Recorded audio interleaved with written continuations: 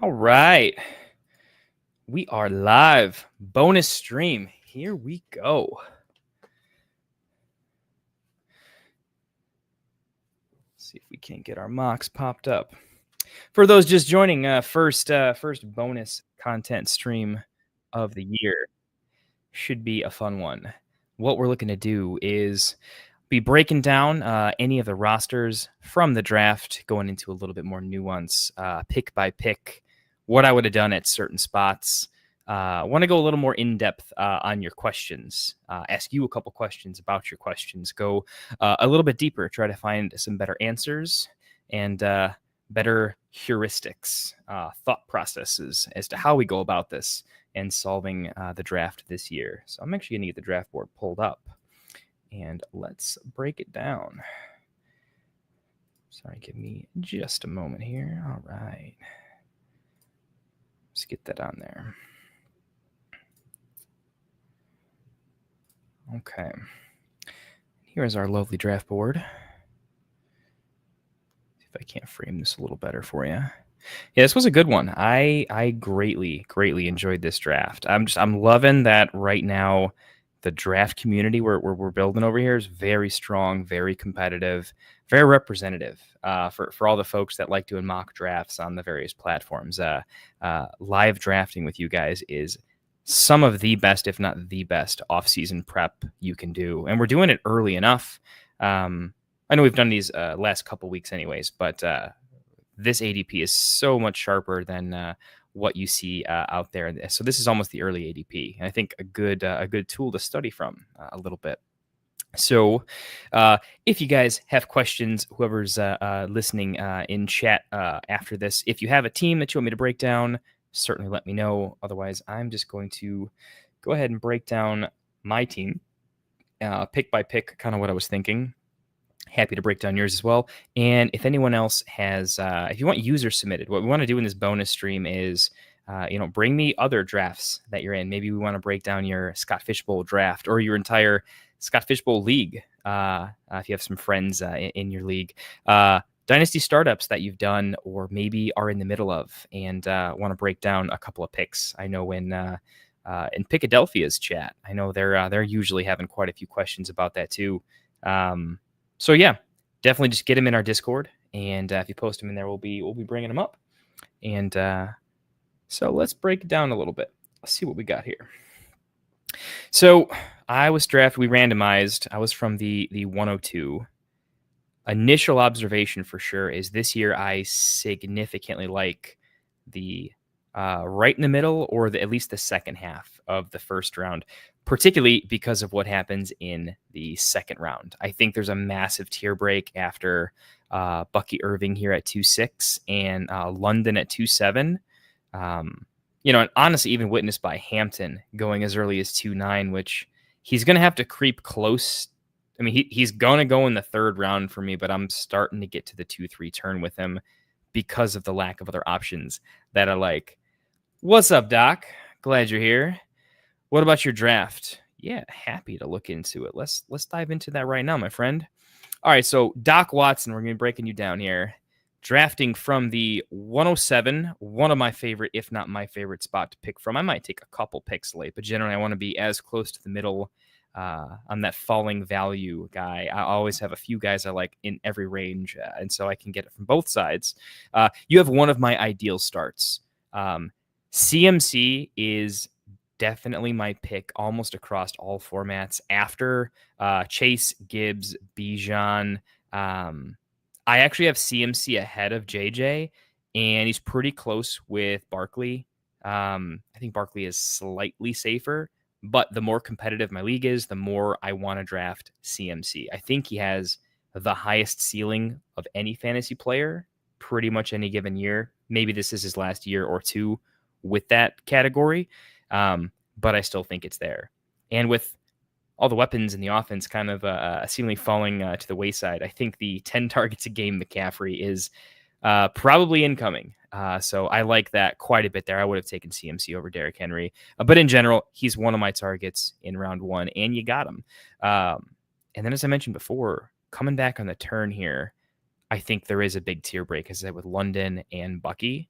With how the next couple of rounds have gone, I do think I like the double elite running back start because I think the wide receivers in 3 and 4 are kind of in the same tier for me. I mean, maybe a little bit different, but I don't think there's any drop off.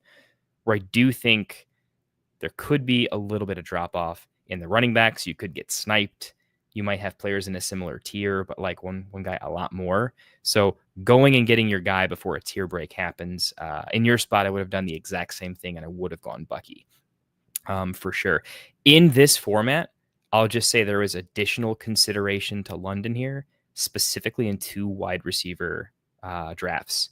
In 3 wide receiver drafts, I feel like I want to draft slightly more wide receivers, build in some stable production with some upside, take more upside swings. So when you really hit on a rookie Lad McConkey, or, I'm taking a lot of Josh Downs and Ricky Pearsall this year, being able to build a lot of the, taking folks like Pittman late. If you look at the entire like rounds 6 through 9 almost, I like a lot of wide receivers in this range. I think they have significantly more upside than a lot of picks tend to. Jaden Higgins at 9-10 is one of my favorite picks. So in 3 wide receiver leagues, I maybe need to take an elite wide receiver one less because I think I can build in upside through just volume and savvy picks. In 2 wide receiver sets, in 2 wide receiver leagues, I should say, I really want more double elite wide receivers. And then I want to draft slightly more running backs. I just want 2 wide receivers that I know I don't want to plug and play my wide receiver 2. I want to just know I'm set there. So just to give you an idea, if that's why I would consider London here, more so. I'm not saying it's wrong or right. In this case, I still would have taken Bucky, but I think it's much closer, and London would have been in serious consideration for me. Getting on to 3 and 4. I do think there's a tier break here. I've said multiple times that AJ Brown's not my favorite. What I'm really meaning to say is AJ Brown, where he sometimes goes in drafts, he often goes in round 2 or at the 2-3 turn. I think where you're getting him with the tier breaks, Tyreek, Wilson, JSN are off the board. I would take AJ Brown over T. Higgins. I just think AJ Brown is a little less risky, and I'm definitely not dipping down into, I like Mike Evans. I'm pretty high on Marv. I'm pretty high on Devontae Adams. I would have considered all of these guys in this range. I just think AJ Brown's, his upside, his ceiling, his role in that offense, you probably just have to take him there. If I'm in your spot, I got to be honest, I'm not loving it, but I think he's a fine enough value that you have to take him there. So he was the pick, especially over the running backs having gone RB. And with the way the board fell, the interesting case is you definitely could. Breece Hall would have been in serious consideration there at 3-8 if you would have gone London. McCaffrey, London. I do think I would have gone Breece Hall there. So something to consider if you look at the falling value that Perk had. Right, you could have sniped Breece from him, and I think that would have been pretty nice value at the AJ Brown pick. So worth considering, depending on how we look at ADP. Coming around. RJ would have been cool. I'm sure Kamara was probably in consideration for you, but 2 wide receiver league in this tier, if you can find an elite wide receiver that you like still, I think you got to take it. For me, if I'm on the clock here, I'm absolutely taking Marv or Devontae. Less consideration for DJ Moore. I do think they may spread the ball around just a little bit. Caleb could use his legs a little bit. I like DJ Moore. I don't love his upside as much as Devontae or Marv. So yeah, that's pretty identical to what I would have gone. Yeah, and I think it's fine. I would spread my picks around. In my actual rankings, I've got to do some more projection work, but I think I have Devontae ranked slightly higher than Marv. But in terms of like elite league winning upside, I think Marv probably has a higher ceiling at this point. So I would lead Marv there. So solid pick. Round 5, I think the plan here was you were just going to take falling value and you saw a tier break at running back possibly. I think that makes sense here. And over the wide receivers that are left, I think the running back's the right choice. Mixon's fine there. It would have been Mixon, or I wouldn't have been afraid to reach for a Caleb Johnson or a Travion just because I'm so high on them. And I think once you take them, it creates the run anyway, so you're forcing lower tier picks to the rest of the round. But I think Mixon, the thing that worries me is he is, again, 1 year older, but We were saying about him last year, and he killed it. The offensive line finished bad, and according to PFF and a lot of folks that I trust, it got worse. Right now, it's projected to be one of the worst in the league. I still think he's talented enough to overcome, and I think he's a good pass catcher. But if they blend the snap share just a little bit and Chubb vultures a little bit, I think he loses that sort of volume king ability. And if the O-line struggles and they just are forced to not run the ball quite as much because it's not as efficient and they have a billion good wide receivers, I don't know. I have slightly more question marks this year on it. So I still think it's a fine pick, but I think it's worth considering that I honestly wouldn't be completely upset going Travion or Caleb, since you already have your two stable running backs and you technically don't have to start mixing right away. You may want to build in some additional late season upside. So worth considering. But anyways, here we are moving on to the turn. At 6'6", obviously got sniped on Hendy, got sniped on Caleb.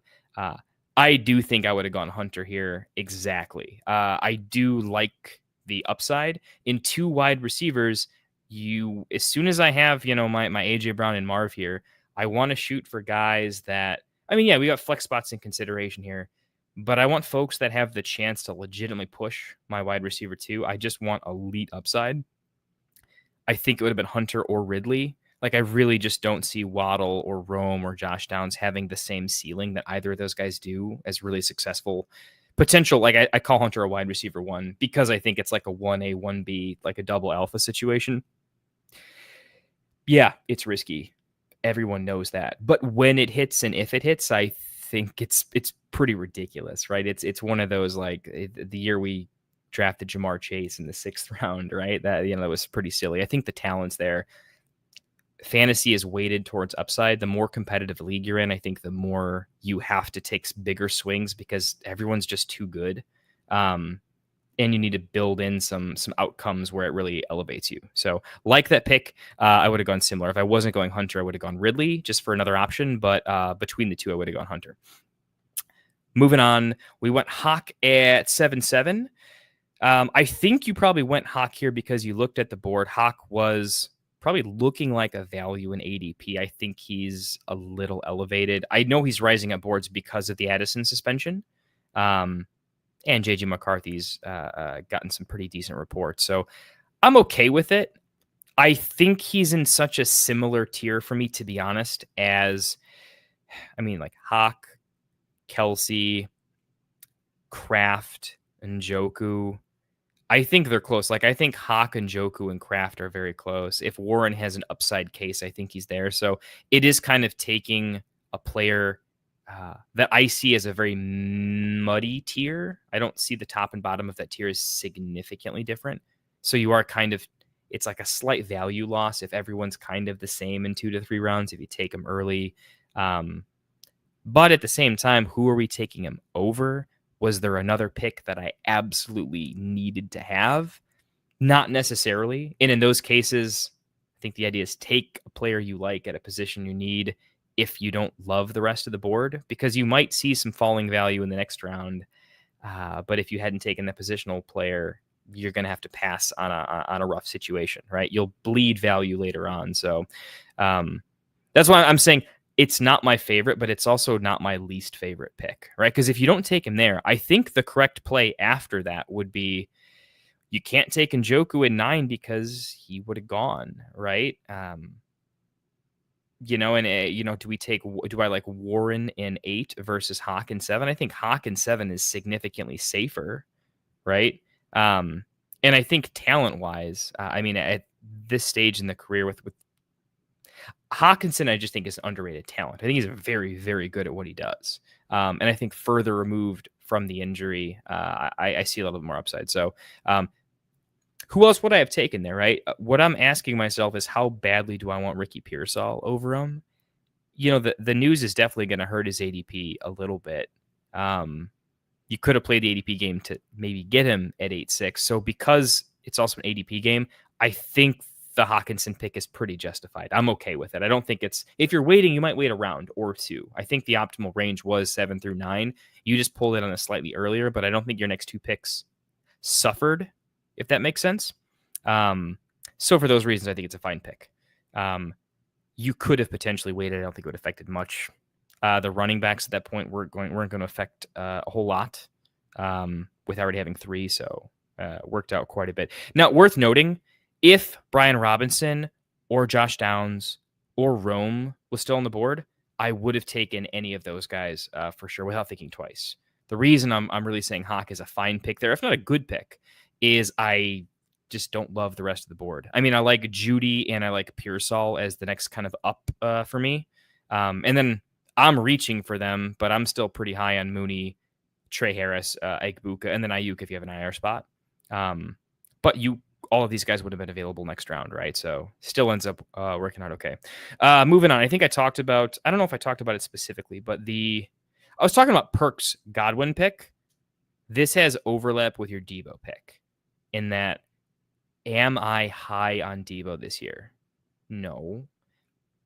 Am I in agreement that in a two starting wide receivers for sure? You're always going to have great positional players, but specifically at wide receiver, if you're in a situation where all of your late round picks hit, right? Let's say we actually hit in all of our running backs, and you went with a build where you're definitely going more wide receiver heavy. You're pretty balanced. I just want wide receivers that can push for my wide receiver too if they hit. If they don't hit, they're still a fine flex in many cases. But Debo has a range of outcomes where McLaurin hasn't always been a ridiculous target earner. He's been a little bit of a deeper A-dot, great at winning 50-50. He's got good feel for the ball in the air, pretty decent catch radius. Just a good, slightly more downfield wide receiver. I think Debo has the chance to, one, he can still rush a little bit. And I think the team wants to run the ball a lot. And I think the ability for Debo to just still get some carries, still get some sweeps. I mean, he looked out of shape. Doesn't mean he has to be out of shape by the time the season starts.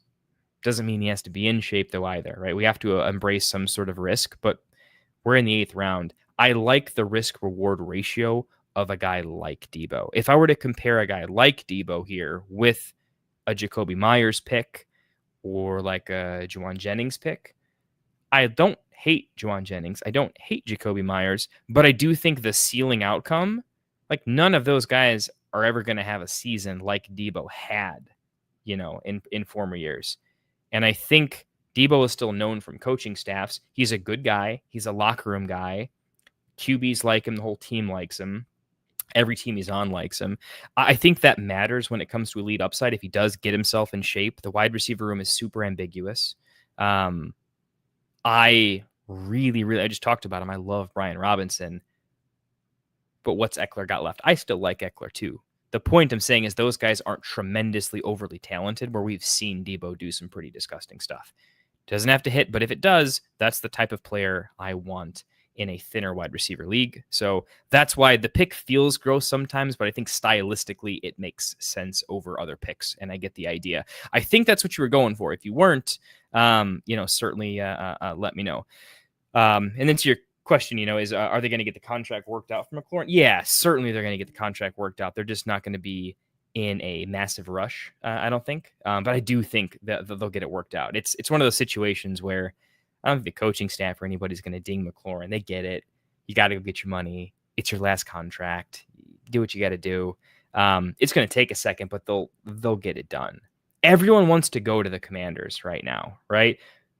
McLaurin, it's a good time to negotiate, but he's not going to let this get in the way of not being on the Commanders, right? Like that's just not going to happen. So, yeah, I think it gets done. And good point here. Yeah, Debo stealing some red zone touches from B-Rob. I mean, a little bit. I'm drafting a lot of B-Rob because I think what was the stat that a few sharp folks in the community are talking about? Basically, the expected value of the running back touches for Washington last year was insane.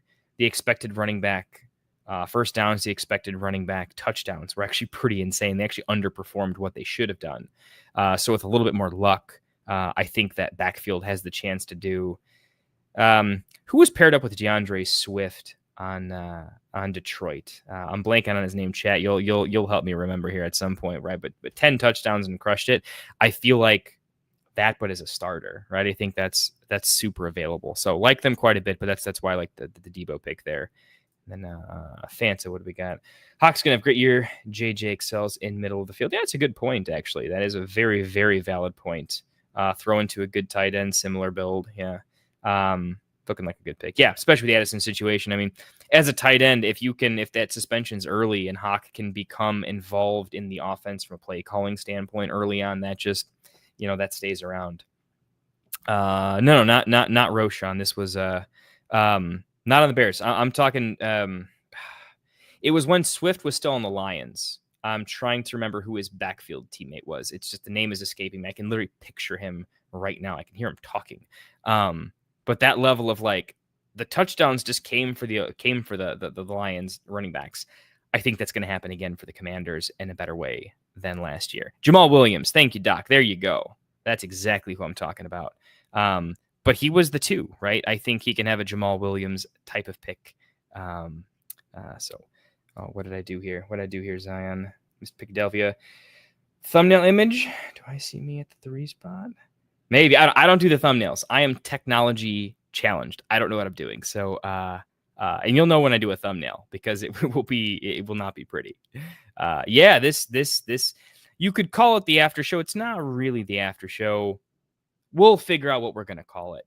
The whole point of what this bonus content is going to become, just a little more intimate hangout with your favorite tavern master over here. So we're gonna have a sip and chill when mock drafts are happening. And don't worry, Doc, we're getting back to your breakdown here. But this demonstrates a bit of a point.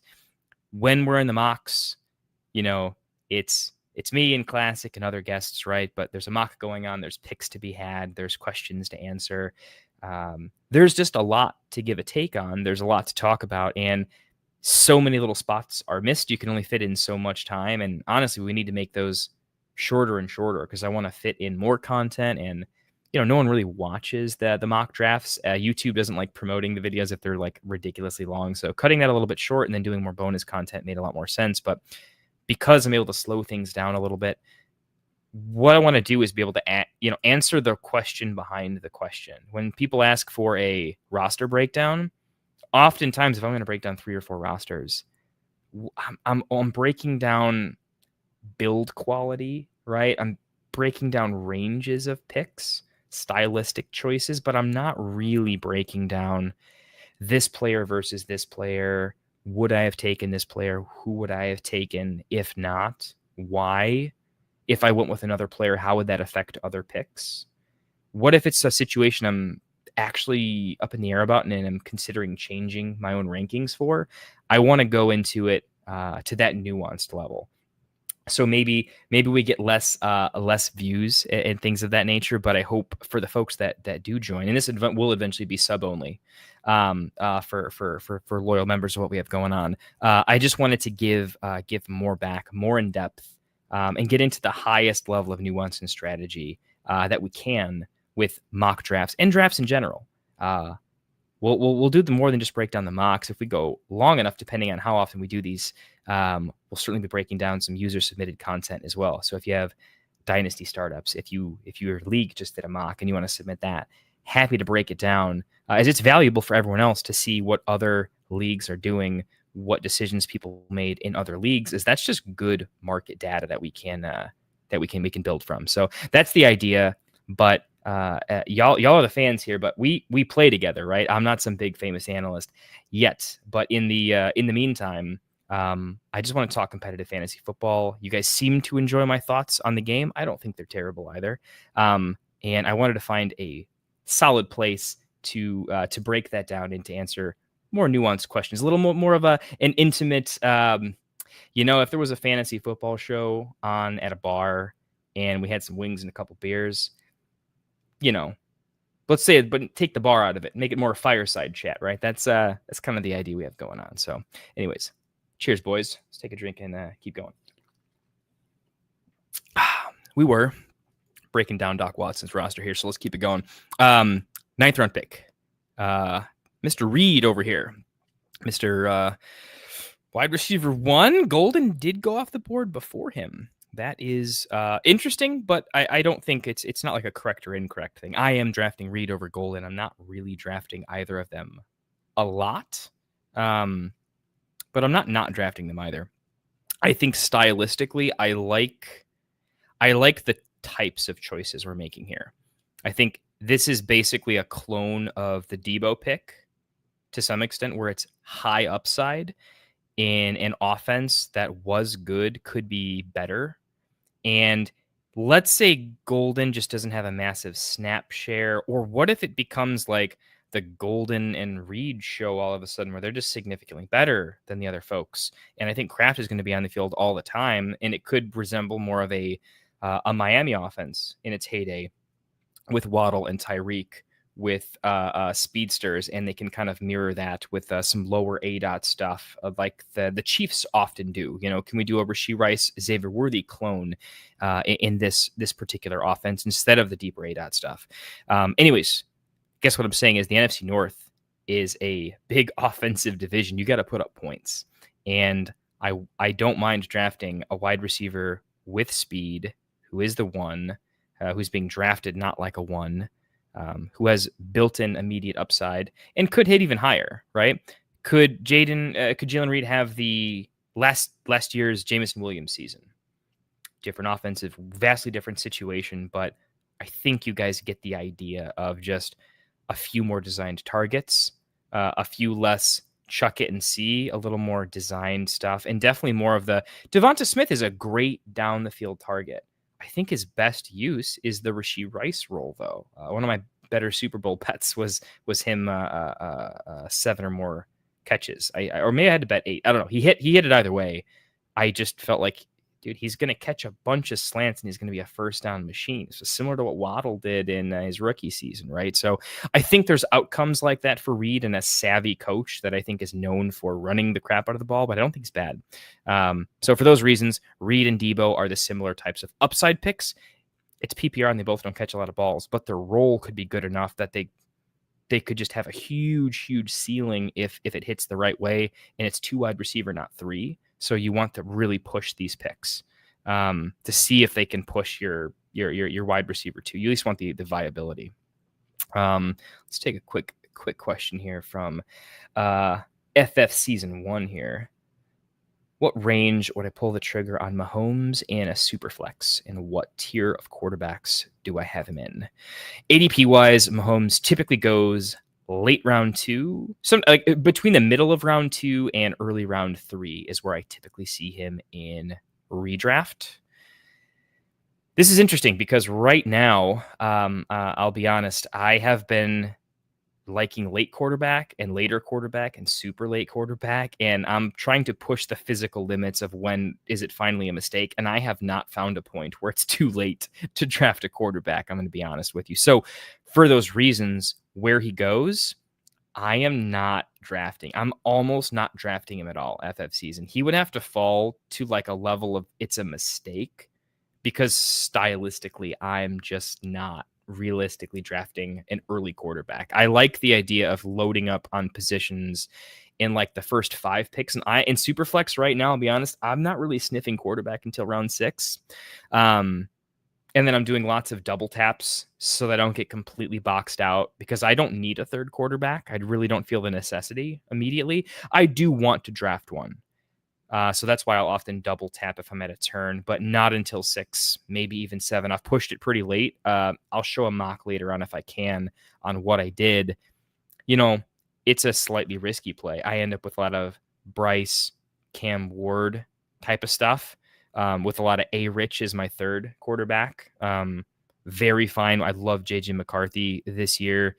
Stafford, Penix, sometimes Dak falls pretty ridiculously late. So that whole tier of, I just think so many of them, I think, can outproduce their ADPs or be within a few points per game where it's negligible, but I gained massive positional advantages everywhere else to just, unbeatable level. That's kind of how I'm playing the board at quarterback in Superflex this year in particular. So I'm going to have Mahomes on 0% of my rosters based on where he goes. If I had to put him in a tier, just to kind of answer that question a little bit, I'd say you have your he's definitely a tier below Allen, Lamar, Hurts. Daniels still a tier below, especially with the Rice. I would put Mahomes in a similar tier of basically. I think Mahomes and Burrow are kind of right there with me. That's the range I'm looking for. I don't have quarterback tiers all figured out quite yet. I just know I haven't really had to worry about them yet because I like such a wide range of later quarterbacks, and I have so many positional picks that I feel like they're still values and they're being slept on. That maybe this changes if ADP gets really really sharp and all of the guys that look at how early Downs is going. I thought I was going to have Downs in every one of my leagues, and that's just not going to happen anymore probably. So if all of my favorite values become non-values, I may have to change this strategy at FF Season 1. So hopefully that gives you a little bit of an answer right now. I would say stay tuned. I can't give you a perfect answer because ADP right now is still experimental.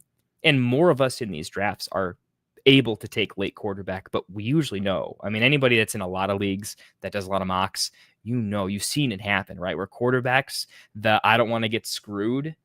You just draft quarterbacks early in real money drafts than you do in mocks, right? It just happens, right?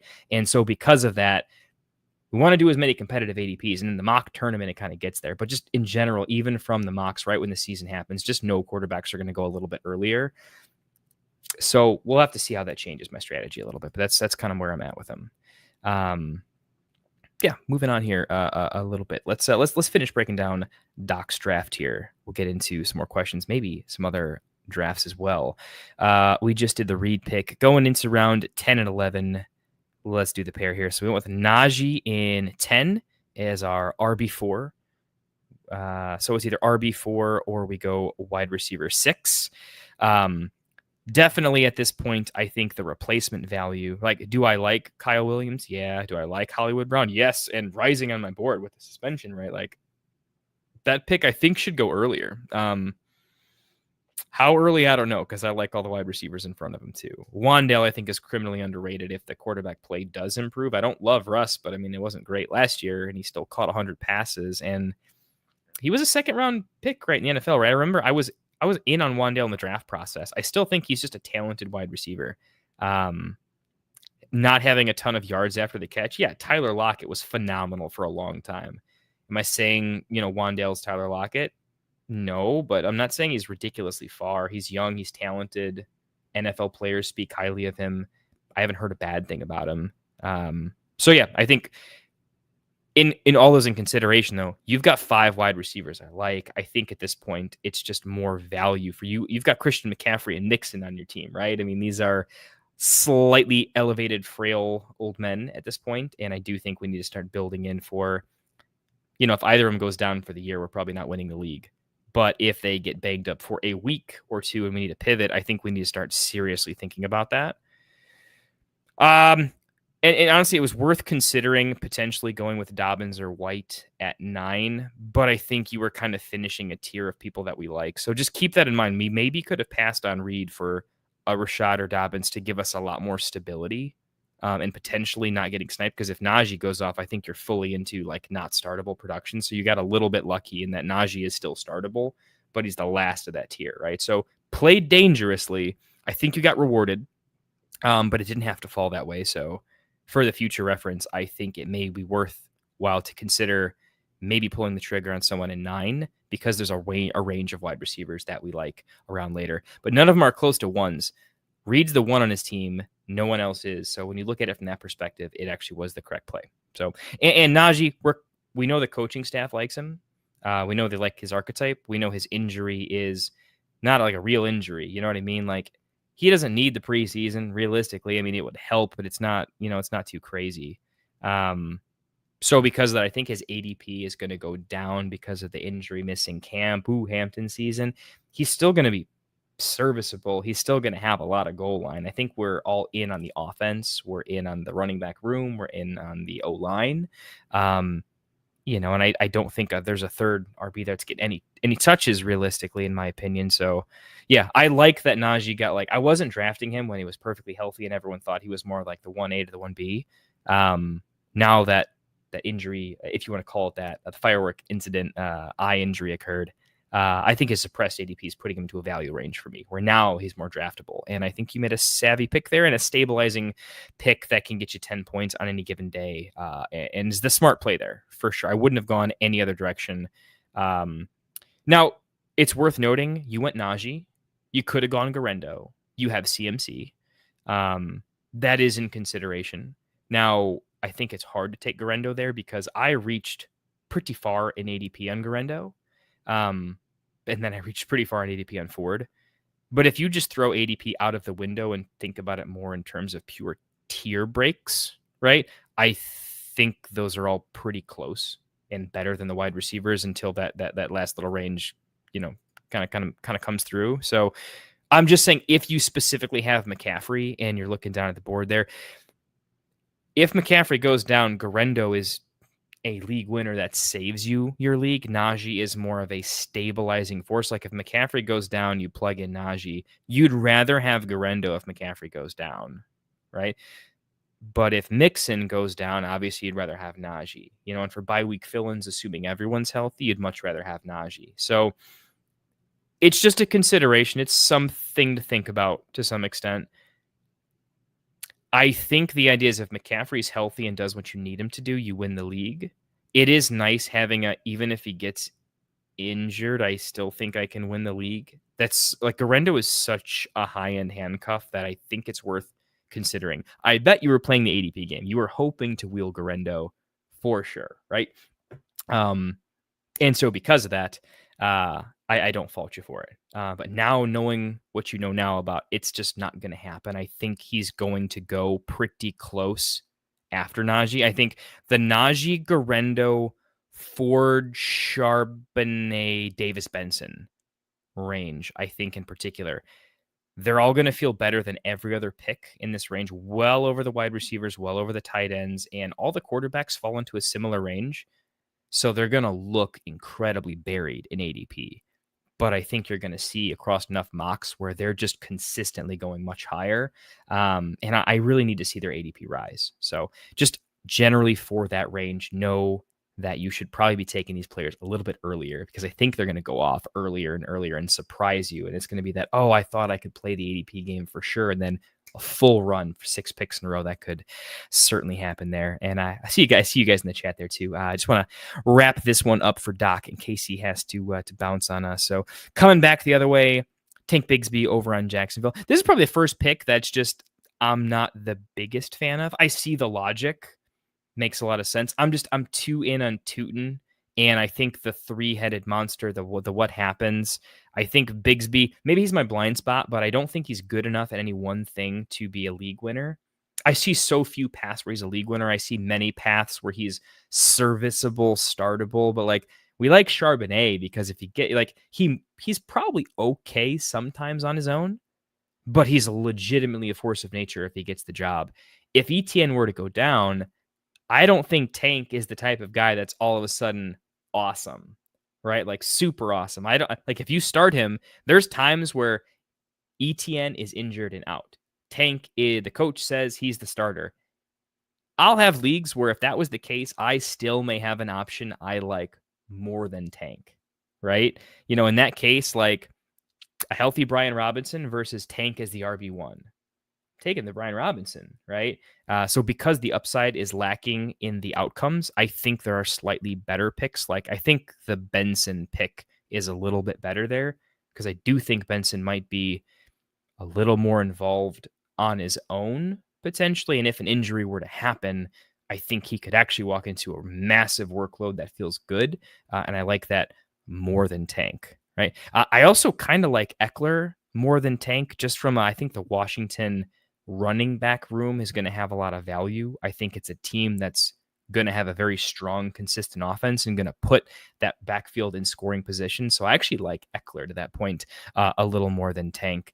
It's probably as deep as I'll go in terms of other picks I would have gone with. That's not super deep, obviously. You also didn't have a quarterback yet at that particular time. And so because I definitely would have gone Benson or Eckler, but if you don't like any of those picks, I do think, honestly, you probably could have just taken quarterback there too, knowing that the ranges are so close. It's not going to matter. Take the highest tier you have. So it's kind of my thoughts on what I would have how I would have gone there. Bateman in 12. I like that quite a bit. I like it specifically because if Nuke gets injured, and that's, I mean, how old is he now? 34 or something. If you take away Nuke from that offense, all of a sudden I think Bateman does have some more legitimate upside. He caught way too many touchdowns last year out of nowhere, right? That'll come back down. But there's a lot of ways where the Baltimore offense is going to be good. We always saw Bateman as a talented player. He was, riddled with all his injuries, and that, he was just not on the practice field enough to be in super consideration. But a Nuke injury could help him.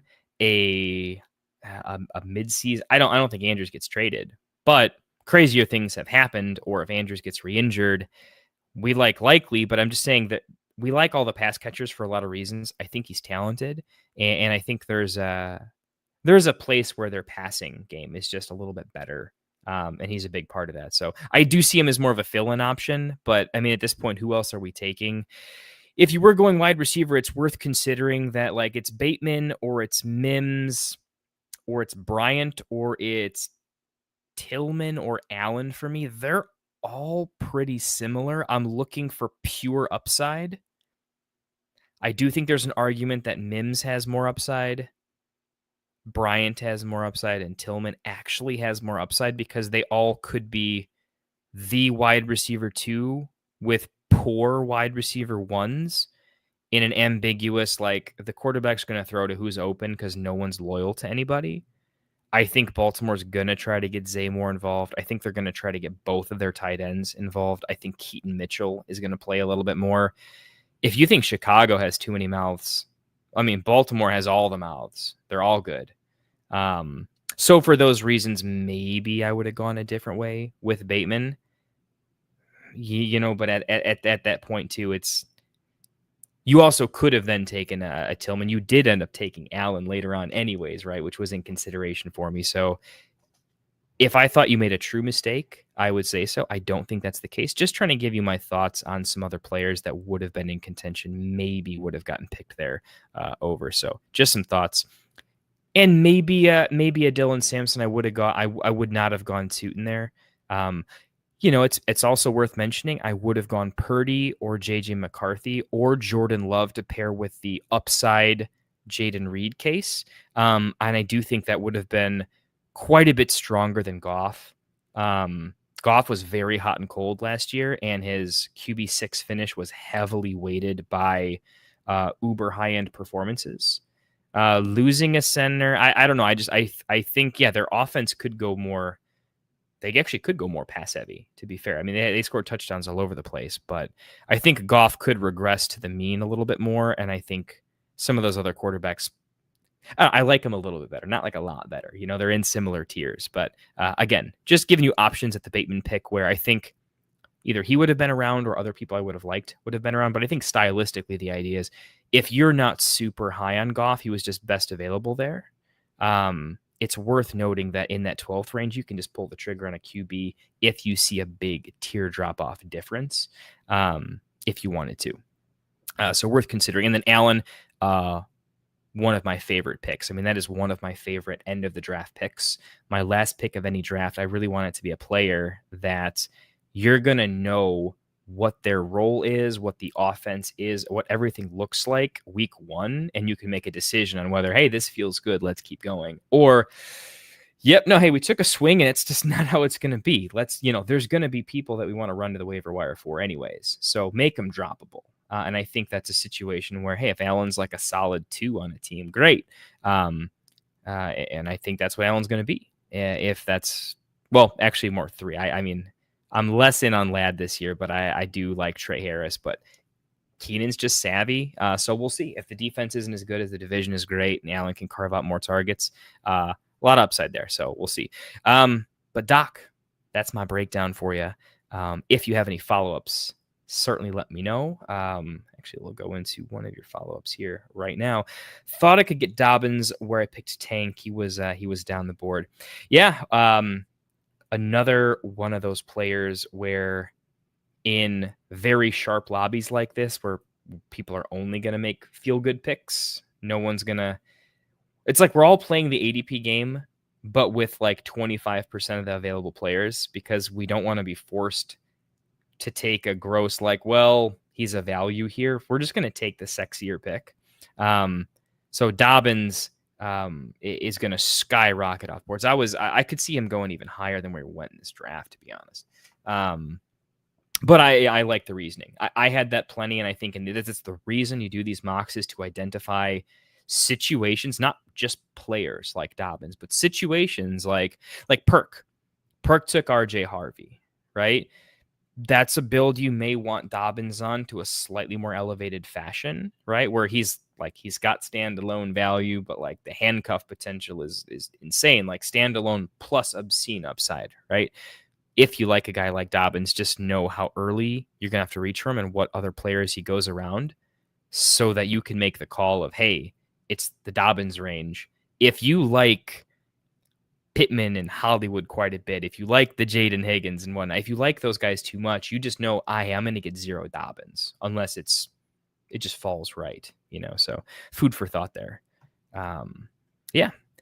Solid draft, though. I really liked your draft. I really liked Perk's draft. I tend to I think if you draft a certain way in the middle of the round, at this time of the year, in the middle rounds, a lot of falling value, a lot of fun picks, you can build pretty great. So I think you guys did very, very well with the builds there. FF season. We had a question here. In a Superflex 3, actually, we're going to come back to the FF season in just a second. I got to go up the board a little bit here. Mr. Perk had a couple as I was talking my crazy QB builds this year. So, yeah, 0 through round 6 and only 2. I'm saying only 2. What I meant by only 2 is it's a situation where I'm fine having only 2. It's certainly not optimal, but I'm not buried. Like, if I only have 2, it's because I took so many other positional players that I feel great on that I left myself in a situation where I took 2 QBs so late that's just all that's really viable and left, right? Now, here's the thing. It's pretty easy for me to grab 3 because I still have guys I think could be good. I'm still fine with taking a shot on A-Rich, right, and stuff like that. I'm fine taking Flacco as my QB3, right? There's just I might be okay with I'm not drafting him at this point, but like Rodgers as my 3, fine with that too.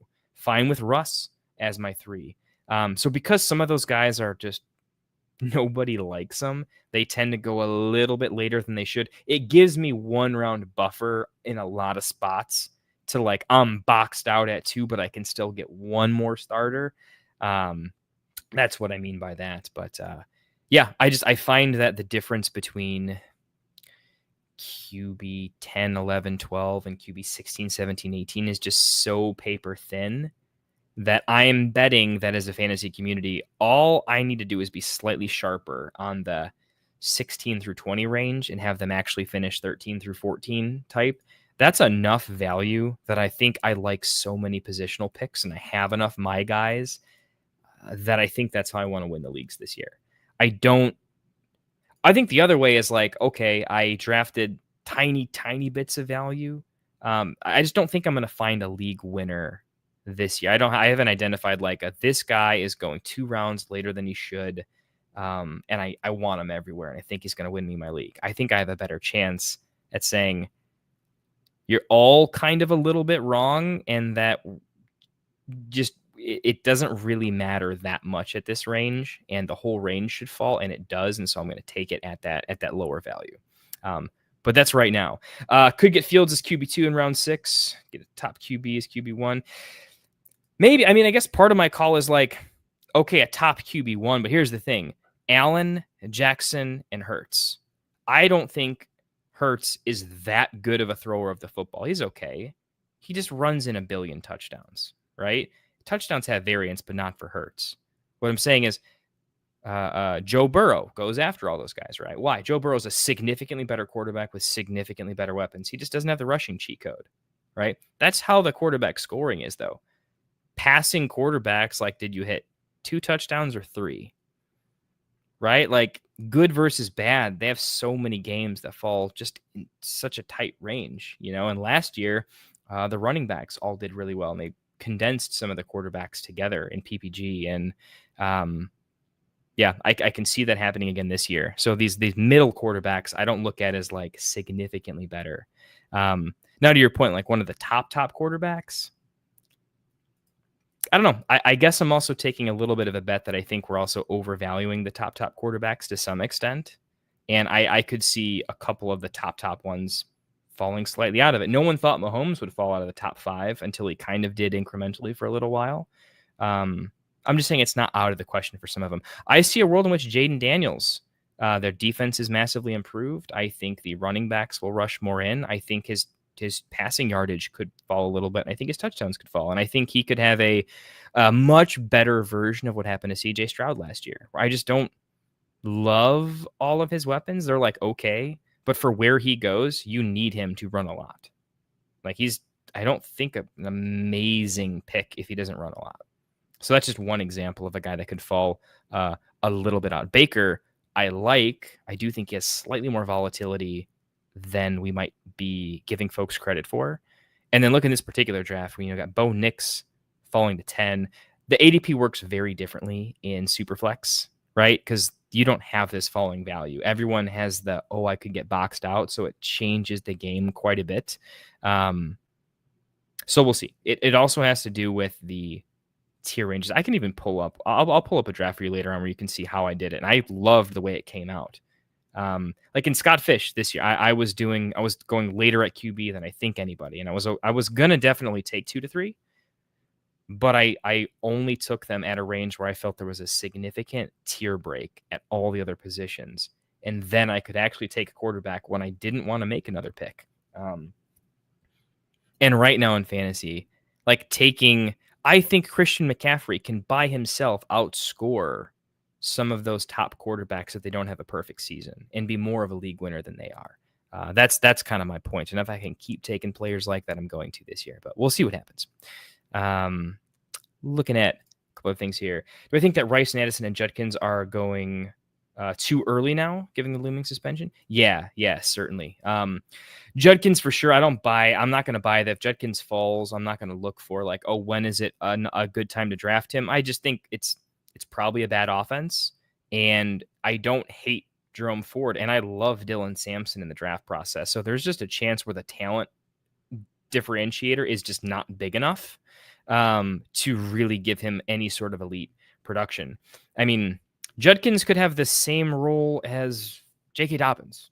That could happen, especially given the situation. So like Judkins is almost off my board. Right, Rice and Addison, I don't know. They're just not my favorite. Like Addison, I think is kind of replaceable at his ADP and even falling. Like, where did he go? He went 7-8 here. I'm still just as fine with Jacoby Myers, Jennings, Mooney. I'm higher on market than Igbuka. I think Ayuk throwing him in an IR spot is probably fine, and he'll play at least similar to Addison when he comes back. Reed, Higgins. It's like, where like Reed and Higgins are, like the Reed, Higgins, Igbuka. This whole 9th round is, I think, where Addison should probably start getting to. I think he's a little bit high for me. Rice, it's Patrick Mahomes when he comes back. If he comes back and it's great, I think he's healthy, and I think he's what makes that offense really work. I can see still buying into Rashee Rice. I definitely think where Classic took him at 5'3", it just feels a little strong for me. At the same time, he could legitimately be a top 5 wide receiver the rest of the way. Like, I won't count that out. I also just think like Tet's a really good pick here, right? I think Smith and Pickens are 2 of the best wide receiver 2s in all. Like Dallas could have a terrible defense. And Pickens, drawing 2nd-tier corners, like, my God, Pickens could have himself a year. Devonta Smith, I know the defense is elite. That's what holds him back a little bit, honestly. But if the passing work if Saquon gets spelled a little bit, if teams decide all we're going to do is top Saquon, probably can't do it. But like, there's a lot of room for Devonta Smith to get a little better. Everything needs to happen Rashee Rice's way when he gets back. And I know we've seen it before, so we think it'll definitely happen. It doesn't have to, though, right? It just doesn't have to. So for those reasons, I'm going to pivot off of him if I can. Look, I'm going to get real with you guys. This doesn't happen very often, but Rashee Rice and how that went down, It was just so ugly, in my opinion, how it went down. I still think he's the luckiest human being I've ever seen. Like his sentencing, I'm not going to go deep on this, but I think it was the lightest slap on the wrist I've ever seen for what happened. I hope the Kansas City as an organization takes that implicitly seriously, because if we don't, we are just letting another generation of football players just kind of get away with being a full-on menace to society. And I didn't care about that as much. I was a little more try hard when I didn't have kids, but now that I do, I love fantasy. I'm always going to play to win, but if I can make another pick and I don't have to stare at Rashee Rice, I'm going to do it. And I'm okay losing a league because I didn't take Rashee Rice. I'm very okay with that. So I'll leave it at that. That the dad in me is just saying, no, I'm disappointed, and I think everyone should sit you. So I'll give him a break next year, though, if he stays a good boy. Moving on a little bit, back to FF Season 1. In a Superflex 3 wide receiver league, what are you doing at tight end? Feels like anytime I take an early tight end, my team doesn't look as good. Well, I certainly agree with you. And even in this one quarterback league where I took Bowers at a pretty disgusting range, and I definitely wish I had just gone, Tyreek, Garrett Wilson there, not taken Bowers, for sure. And then could have done this a little bit different. But what am I doing at tight end? In Superflex, a 3 wide receiver league, I am going late tight end. Certainly. Who am I targeting, and in what ranges am I targeting? So I'm still trying to walk in the sleeper ADP versus I want to read the board correctly. So there's taking sleeper ADP into account.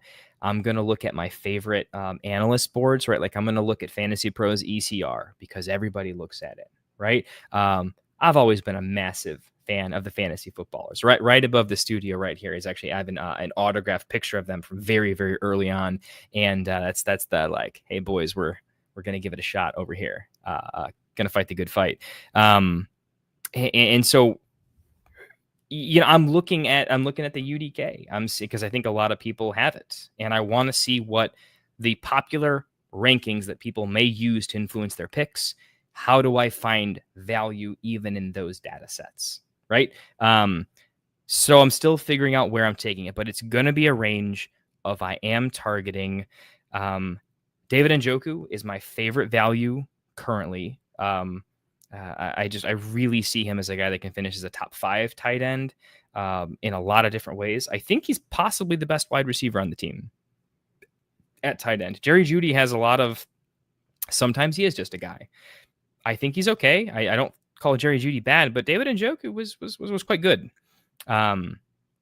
So for those reasons, Njoku, Kraft, I think, is one of the most stabilizing pass catching situations in Green Bay. I think last year the coaching staff later and later in the year was just like, Love kept going to him. Now the coaching staff is going to draw up more stuff for him. So Njoku and Kraft are I'm going to draft them, and they're absolutely going to outperform their ADP. Like I'm comfortable taking them anywhere at their ADP because they're going to outperform it. Ferguson. I think Ferguson with a healthy Dak is a stupid sleeper pick. I think their defense is atrocious. I think the division got a little bit stronger in some ways. And I think Ferguson, before the injury, was on track to have a fine season. He's not super old. I think he personally is playing with a little bit of a chip on his shoulder. And I think competition makes a lot of people better.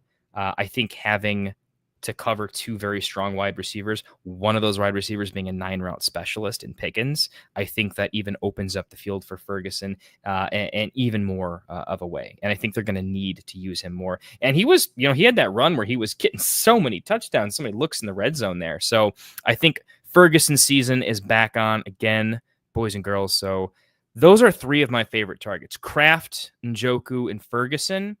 And that gives you literally a 3-round range almost. Pretty, like in this draft, it was 9, 10, 11. I'd have to look at some Superflex boards, ADP changes, but I do want to leave the draft with one of them. If it goes even later, though, I'm still not super panicking, but that's where I feel less good. I I think Warren and Loveland are going too early, so they're going to go earlier and earlier. I'm not going to be in on them. Brenton Strange is probably my okay. Tight end dried up because I found too many other picks that I'm enjoying. I still think Strange is going to have a good role regardless of QB. I think he's a talented player. I think he was what a round 2 NFL pick. I'd have to check on that, but I think he was round 2. I think he's a talented player.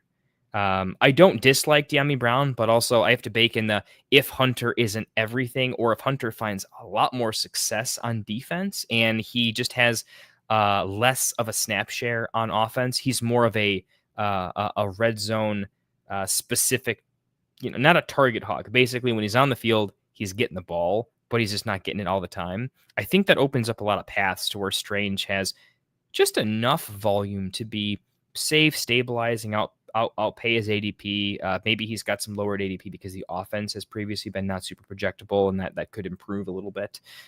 So he's sort of one of my safety valves over there if it comes to it. That's kind of my board at tight end. If something else happens, I have other players I have to pick, right? But if you're asking me like, hey, what's the strategy? Like if I take any of those players sort of at or close to ADP, I feel like the plan came together how it was supposed to. So hopefully that tells you what I was thinking and how I'm playing tight end in particular. And that's late enough where you're flush everywhere else and you're debating between this bench player, that bench player, or do I finally rip tight end? And that's where go ahead and rip tight end and it feels better there. What did our boy Picadelvia have to say about that? So, unless you want Bowers or Trey at tight end, you're fine waiting till 6, 7, or 9 to get a pretty reliable tight end. The only caveat I'll mention to that is I think we need to throw Kittle into the exact same tier as Bowers or Trey, especially like the recent news. We'll put it this way: before the Pearsall pup news, right? Before the Jennings contract, which none of that I think is a big issue. Anytime anyone goes in the pup, hamstring injury, guys have been playing fantasy a long time. We know hamstrings can get re-injured. I'm not saying it's nothing. I'm just saying it's not the most significant thing in the world. And I think the Juwan Jennings contract thing that's a non-starter. That is literally not news.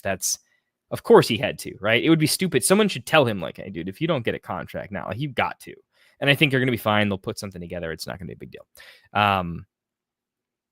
But man, Kittle has every right to be the tight end 1 this year. And I'm almost projecting it. I'm pretty close to just saying Vegas came out with their a lot. They finished a lot of futures rankings right now. The quarterbacks came out. Vegas likes Brock Purdy a lot more than we do. I take Vegas rankings pretty seriously. Looking for blind spots in the takes. I've always been a fan of Purdy. A fan of Shanahan. I've never seen Shanahan run a bad offense. And I think Kittle's going to be the best pass catcher in that offense and the most reliable pass catcher and a quarterback's friend and just someone that's going to feel good to give the ball to. And I think someone who rises to the occasion a lot. So for those reasons, I don't put Kittle a tier below them. I don't have I don't have them in separate tiers. I don't have the top 2 and then everybody else. I have Kittle right there with Trey and Bowers. And because they're so close, it's like if it's Bowers at the 1-2 turn or mid-second, Trey in the third, or Kittle in the fourth, if it's a round difference, give me Kittle. I actually just want the round difference of the cheaper tight end that can finish quicker. But anyway, just a little caveat there. I'm saying, I know it's so common for everyone to talk about Bowers McBride, and I hope they keep doing it because if I can get a round discount on Kittle, I'm going to do it. And you can't even call him a dark horse sleeper pick. He's just he's going to be projected within 20 fantasy points, probably within 10 fantasy points of McBride and Bowers. But when I get to my projections. Looks like fan agrees. Kittle easily finishes the tight end 1 this year, and you don't need to spend a top 2 or 3 round pick on Bowers and McBride. Yeah, hey, we as fantasy guys go, we know sometimes it's just go with the cheaper guy because more often than not we are 55 to 65% right, more than 85, 95% right. And sometimes playing contrarian is just better math depending on the value difference. And could not agree more at tight end in particular. And in a range, like, look where Kittle goes here at 310, right? I think right after T, I do see a drop off to McLaurin, Flowers. I mean, I like Harrison, Devontae, right? I would probably have to reach on them. But I think we're at a point where I think Kittle probably, more often than not, Kittle is a more consistent wide receiver, or consistent pass catcher. I'm sorry, than Marv, and I think he plays a similar role. He's gonna be open. He's gonna get peppered with targets. I mean, Adams has some pretty elite outcomes this year, so I think he's actually getting slept on where he goes in this draft. But where Kittle went, I'm saying Adams, Harrison, Kittle. That's it. I don't like a ton of picks there outside of the running backs. So yeah, for those reasons, I still think third is a little early. I still probably, for roster construction purposes and value over replacement, I probably want to hope he gets a little more value than that, but we'll see. Worth playing around with in the late third. If you can get him as early as the 3-4 turn, I think that's where it's like you kind of just have to. Any later than that's a steal. So definitely agree on that one. So cheers. Let's take it. I'm getting thirsty here, man. Let's take a drink or two. And we'll see. I'm not actually sure how long we're going to go tonight. Kind of our first round. So this is heavily going to be improvised by chat and who wants to go in what directions as well. This is not going to be much of a monologue, kind of just listen to me rant about anything. Because I can absolutely I can certainly do that, but not the type of stream that we're trying to have. So if any of you fine folks that are in chat have either a roster that you want me to break down, or maybe questions on this mock, a mock you did, or player ranges, happy to go into that a little bit, starting as early as next week. I don't think we have time for it this week, unless someone asks. Someone asks, we'll certainly go into it. I am very willing to start doing some screen shares where I actually pull up some of my own personal leagues and give you guys a little peek behind the curtain as to here's what my Dynasty rosters actually look like. Here's recent trades I'm doing or trying to do or have done. Here's my plan for the season. I just think it's fun. I am always super curious about what, some of the analysts that I like quite a bit. If I knew what some of JJ Zachariah's Dynasty rosters look like, I would love that, right? Nick Zylek over at FFA, right? Absolutely love him. One of the best in the business. Something I'm hoping to emulate with my more short form content when I get back to it. I would love to know what his Dynasty teams look like, because he doesn't talk Dynasty very often, right? And I really like what Nick Ercolino does over at BDGE and kind of breaking down their own teams a little bit. So if anyone wants to do that, I think we'll start that as early as next week. And then maybe even doing some React to videos as well, looking at some other stuff. So Fike, glad you made it, man. So glad to have you, brother.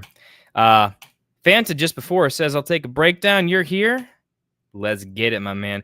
Mr. Early Hampton. You're the one that took him off the board for me, man, because he wasn't, I don't know if he would have made it back to you. I'd pretty happily take Hampton at 3-2 over Tyreek. Yeah.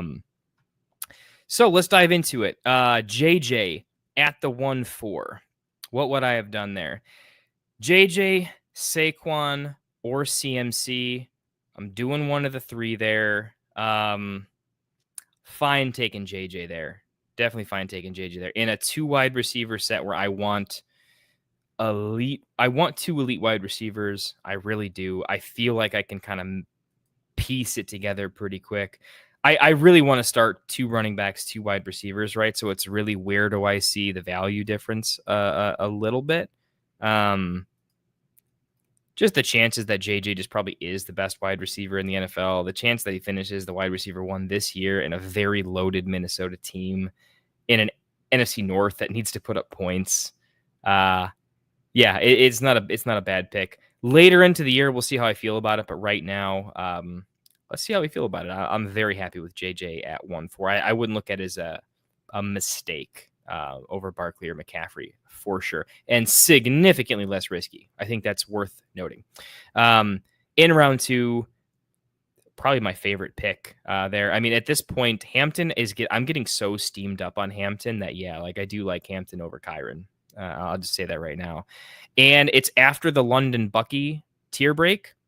So I do see Hampton in the same range as Tyreek, Garrett Wilson, Ladd, and JSN pretty close to me. This whole range of Ladd, Tyreek, Wilson, JSN.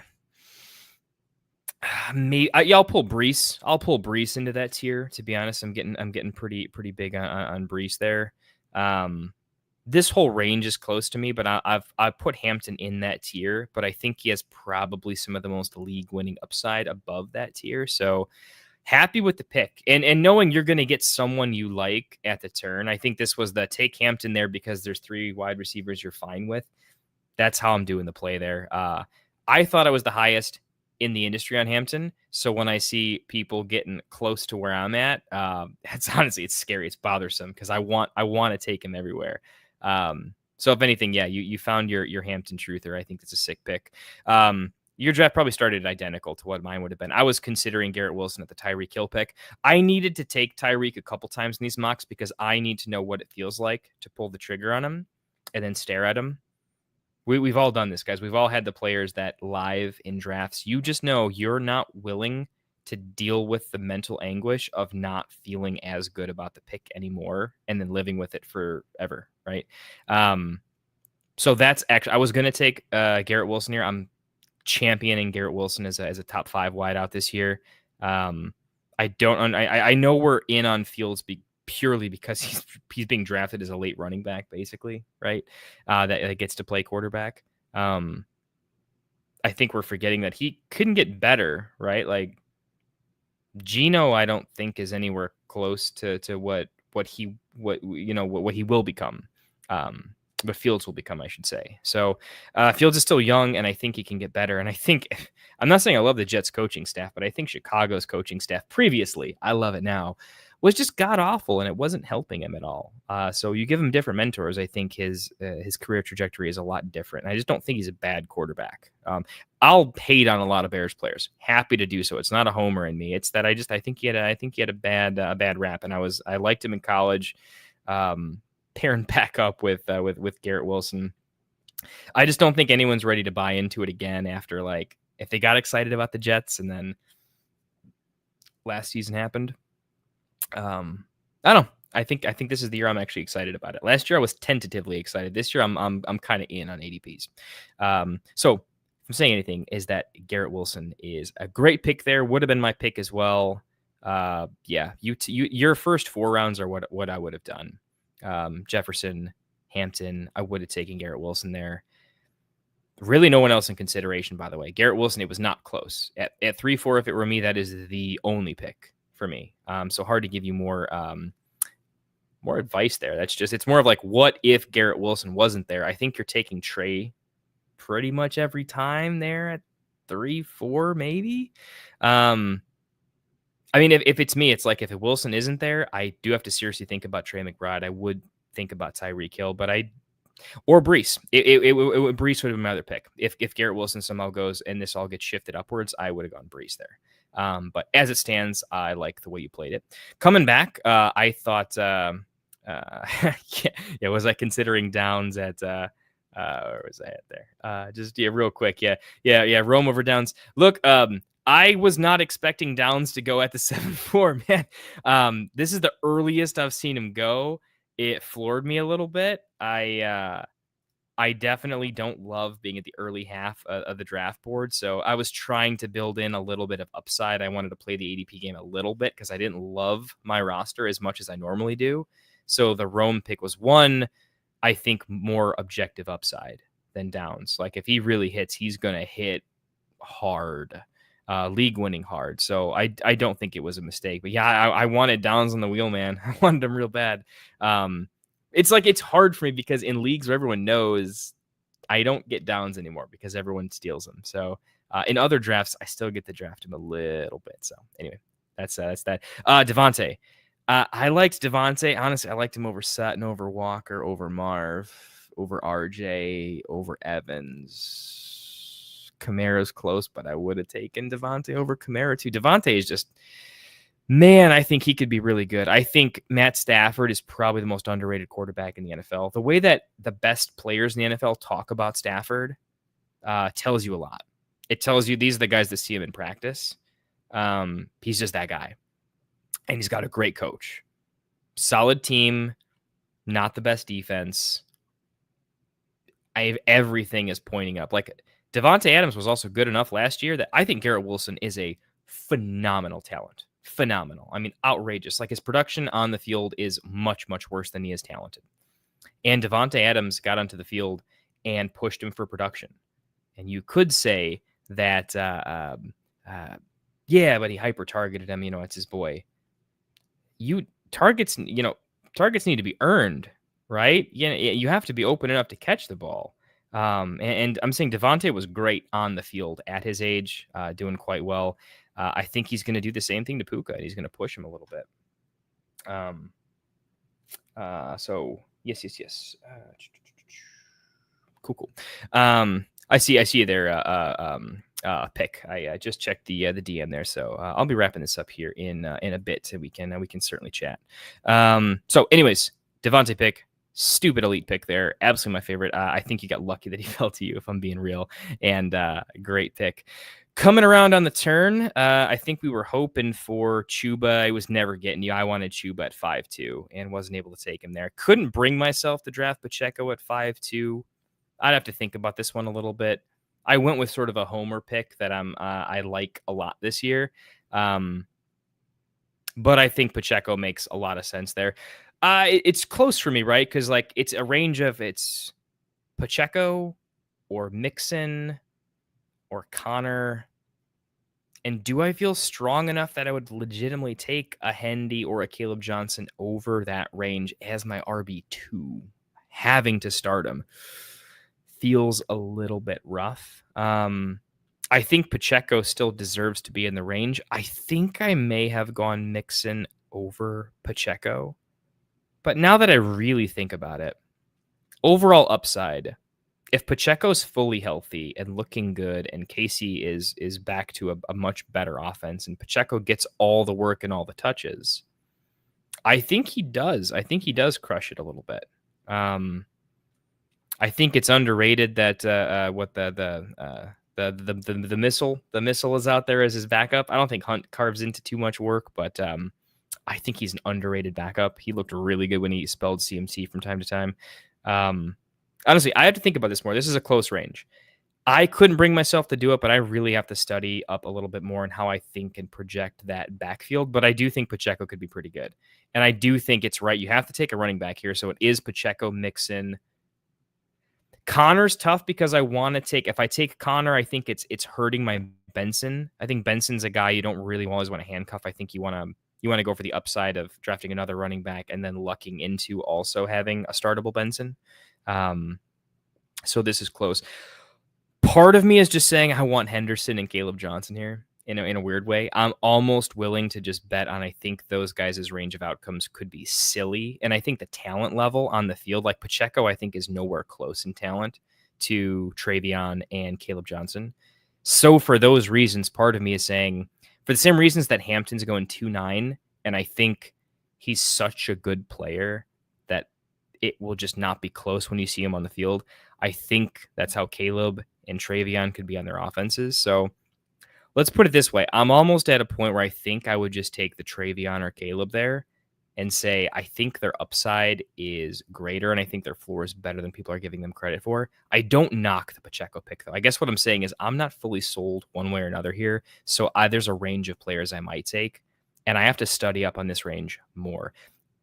Do I like the wide receivers here above the running backs? Tet's got a pretty nice ceiling. As I said, Devonta Smith and Pickens are, elite wide. These I love the wide receiver twos this year. I took one in this round and feel pretty good about it. So they make really good wide receiver threes on a team. Ridley and Hunter next round also feel really good. You could make an argument that just these ranges, we should be taking running back and wide receiver here for sure. We like the range. I wouldn't consider any other position. So we got that right. What's our pick order? I think I like Ridley over McMillan, to be honest, possibly. And they're going around apart. So maybe it makes sense to take the favorite running back because we'll wheel whatever we like in the range. We'll see. By the time this pick's going to change, is what I mean. We're gonna be influenced by a little bit of camp reports and news. We'll have to dissect them a little bit. So this is a TBD. I think you're going with a positional player here, and I think we're probably going running back because running back creeps up the board faster and faster compared to wide receiver when ADP changes. So for those reasons, we're taking a running back here. We'll figure out who exactly it is at some point. Coming back around, ETN at 6'9". Looks like you were thinking something similar. Thought about taking Travion Henderson or Caleb Johnson, but couldn't start with two rookie running backs as my starters with a safe running back there. Good point. Hampton as your other starter and also being a rookie. I get the volatility of if they both take slight back seats in week 1 and 2. Does that start you with 2 L's? Got to be honest, the research says rookie running back. I mean, running backs have their best seasons real early on, and this was a touted running back class we were waiting for a long time. Part of me is saying the Dynasty person is saying I'm betting so hard on specifically Omari and Hampton, Caleb Johnson, and Travion that I'm betting on them so hard in Dynasty, I almost need to draft them in redraft to solidarity with the take. But I get it. Pacheco is probably one of the most safe picks you can make there. We know he's healthy. He's on the field again. He got some reports. He's looking good. He's in an offense that should be getting better. They're going to have to run a lot with Rasheed out of there. So maybe that gives him a couple more looks in the passing game too, right? I can't knock the pick whatsoever. We're just kind of sharing thought process here. So again, let's see where ADP settles, right? Let's just kind of see where it goes. But good takes, good conversation. ETN at 6'9". Personally, I think this is the first, I don't want to say objective mistake, but it's as close to it as I'll get. And here's what I mean. ETN has an ambiguous backfield situation. We see more like, oh, he could have a really good role, right? But I don't think we see do we see world-beating upside from ETN? I mean, maybe. You might not be wrong, because I made the argument that ETN is a better running back than Swift talent-wise. I'm more in on the Jags offense this year. I'm in on Hunter. I think it'll work. I don't even hate their tight end, right? So I think the offense could function significantly better. My challenge is that I think Swift has more of a lock on the backfield. And I think Ben Johnson didn't hate Swift when he coached him. I mean, he didn't love him, but he still passed him the ball at a decent clip. I do think Caleb Johnson, after making sure Gibbs got the ball a bunch, I think Swift is going to catch a lot more passes this year. I think he's going to use the check down. He's going to teach Caleb the check down's valuable. He made it work a lot where he's been. So I do think it's kind of a pick order mistake to go ETN before Swift. Maybe it was a personal call for you though too. And if you got your research and you got your guy, I think that's certainly in consideration. But for me, I just think the offense, Chicago's offense is even projected to be a little bit better. I think he has a better snap share. He's guaranteed the work, so it's a slightly risky pick. If you went with stability with Pacheco, Swift is even more stable than ETN. Is kind of my point there.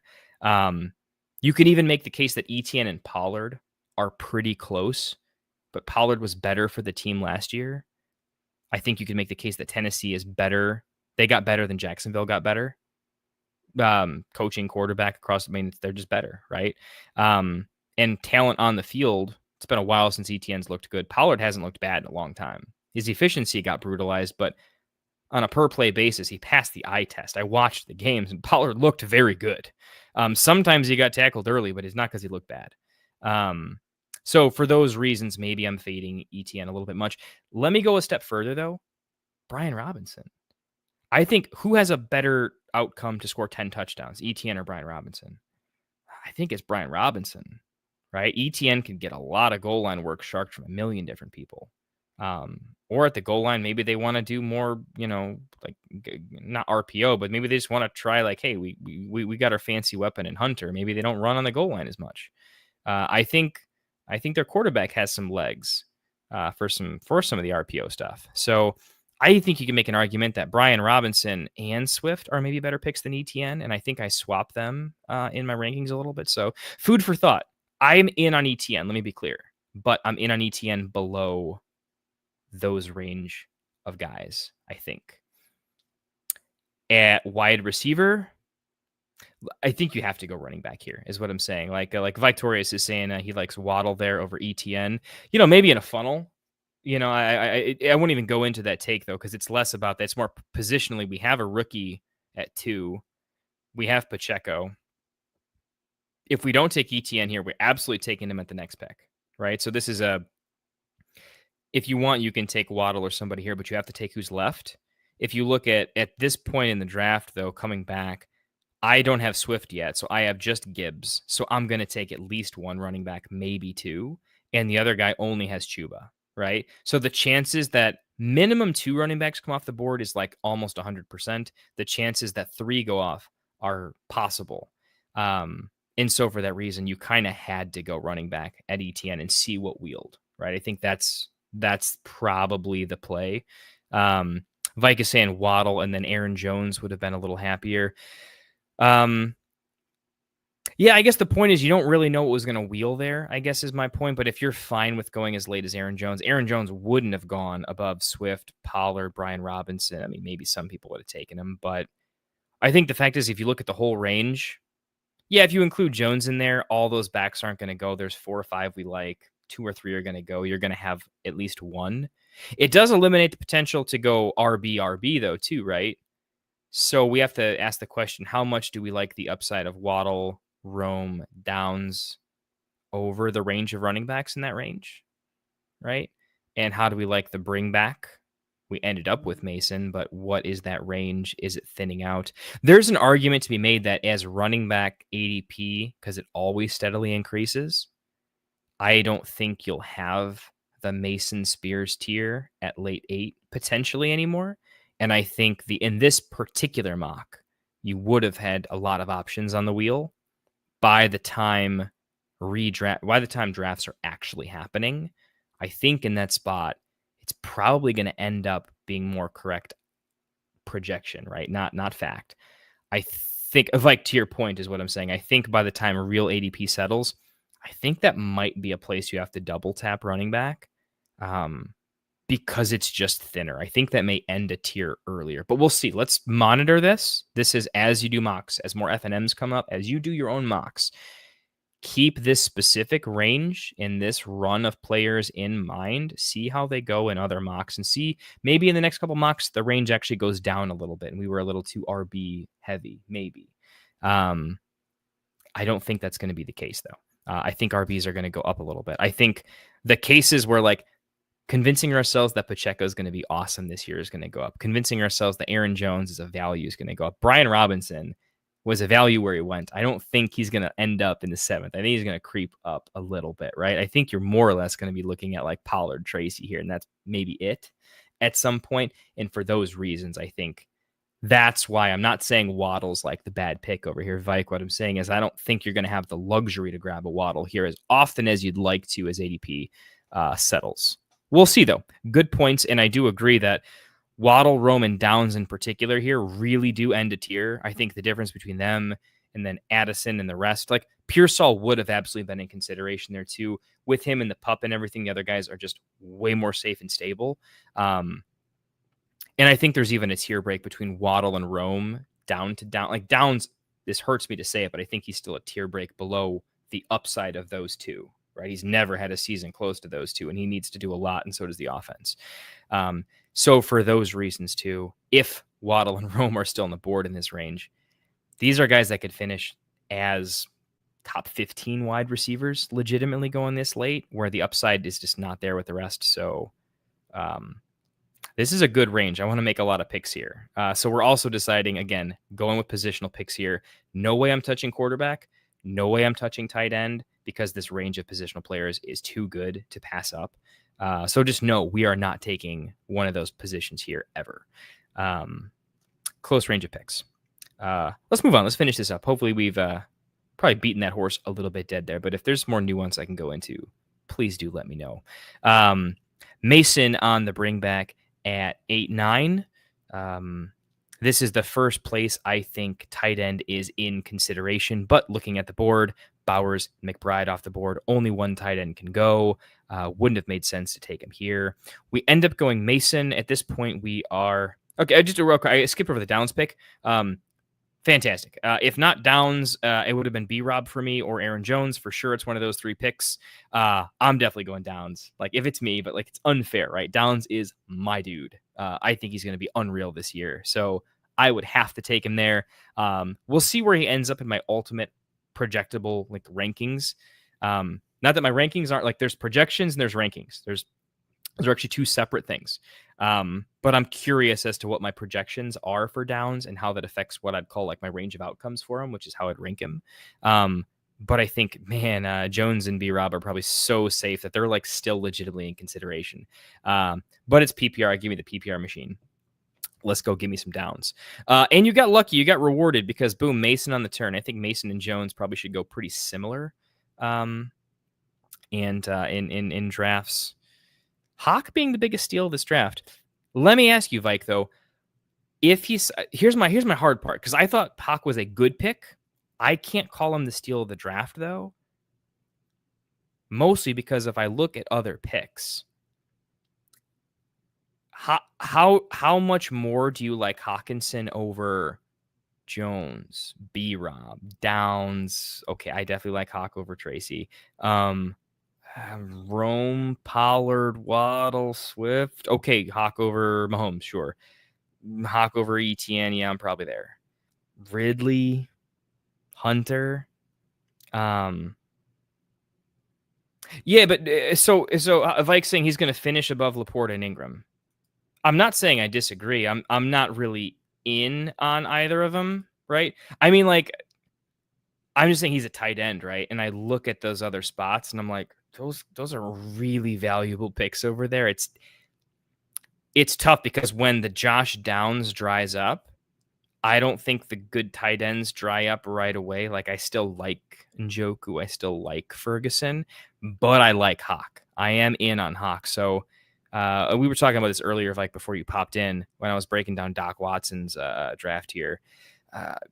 I looked at it and said, look, if you didn't take Hawk at 7, I wanted to take a tight end in his build at either 7 or 8 or 9. Like, I wanted a tight end there. So Hawk at 7 or Njoku at 9.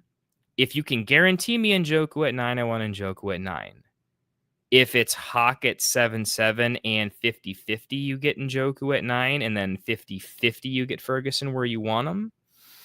I'm going to have to start reaching to be safe at some point. And so because of that risk mitigation, I think it secures Hawk as a valuable pick there.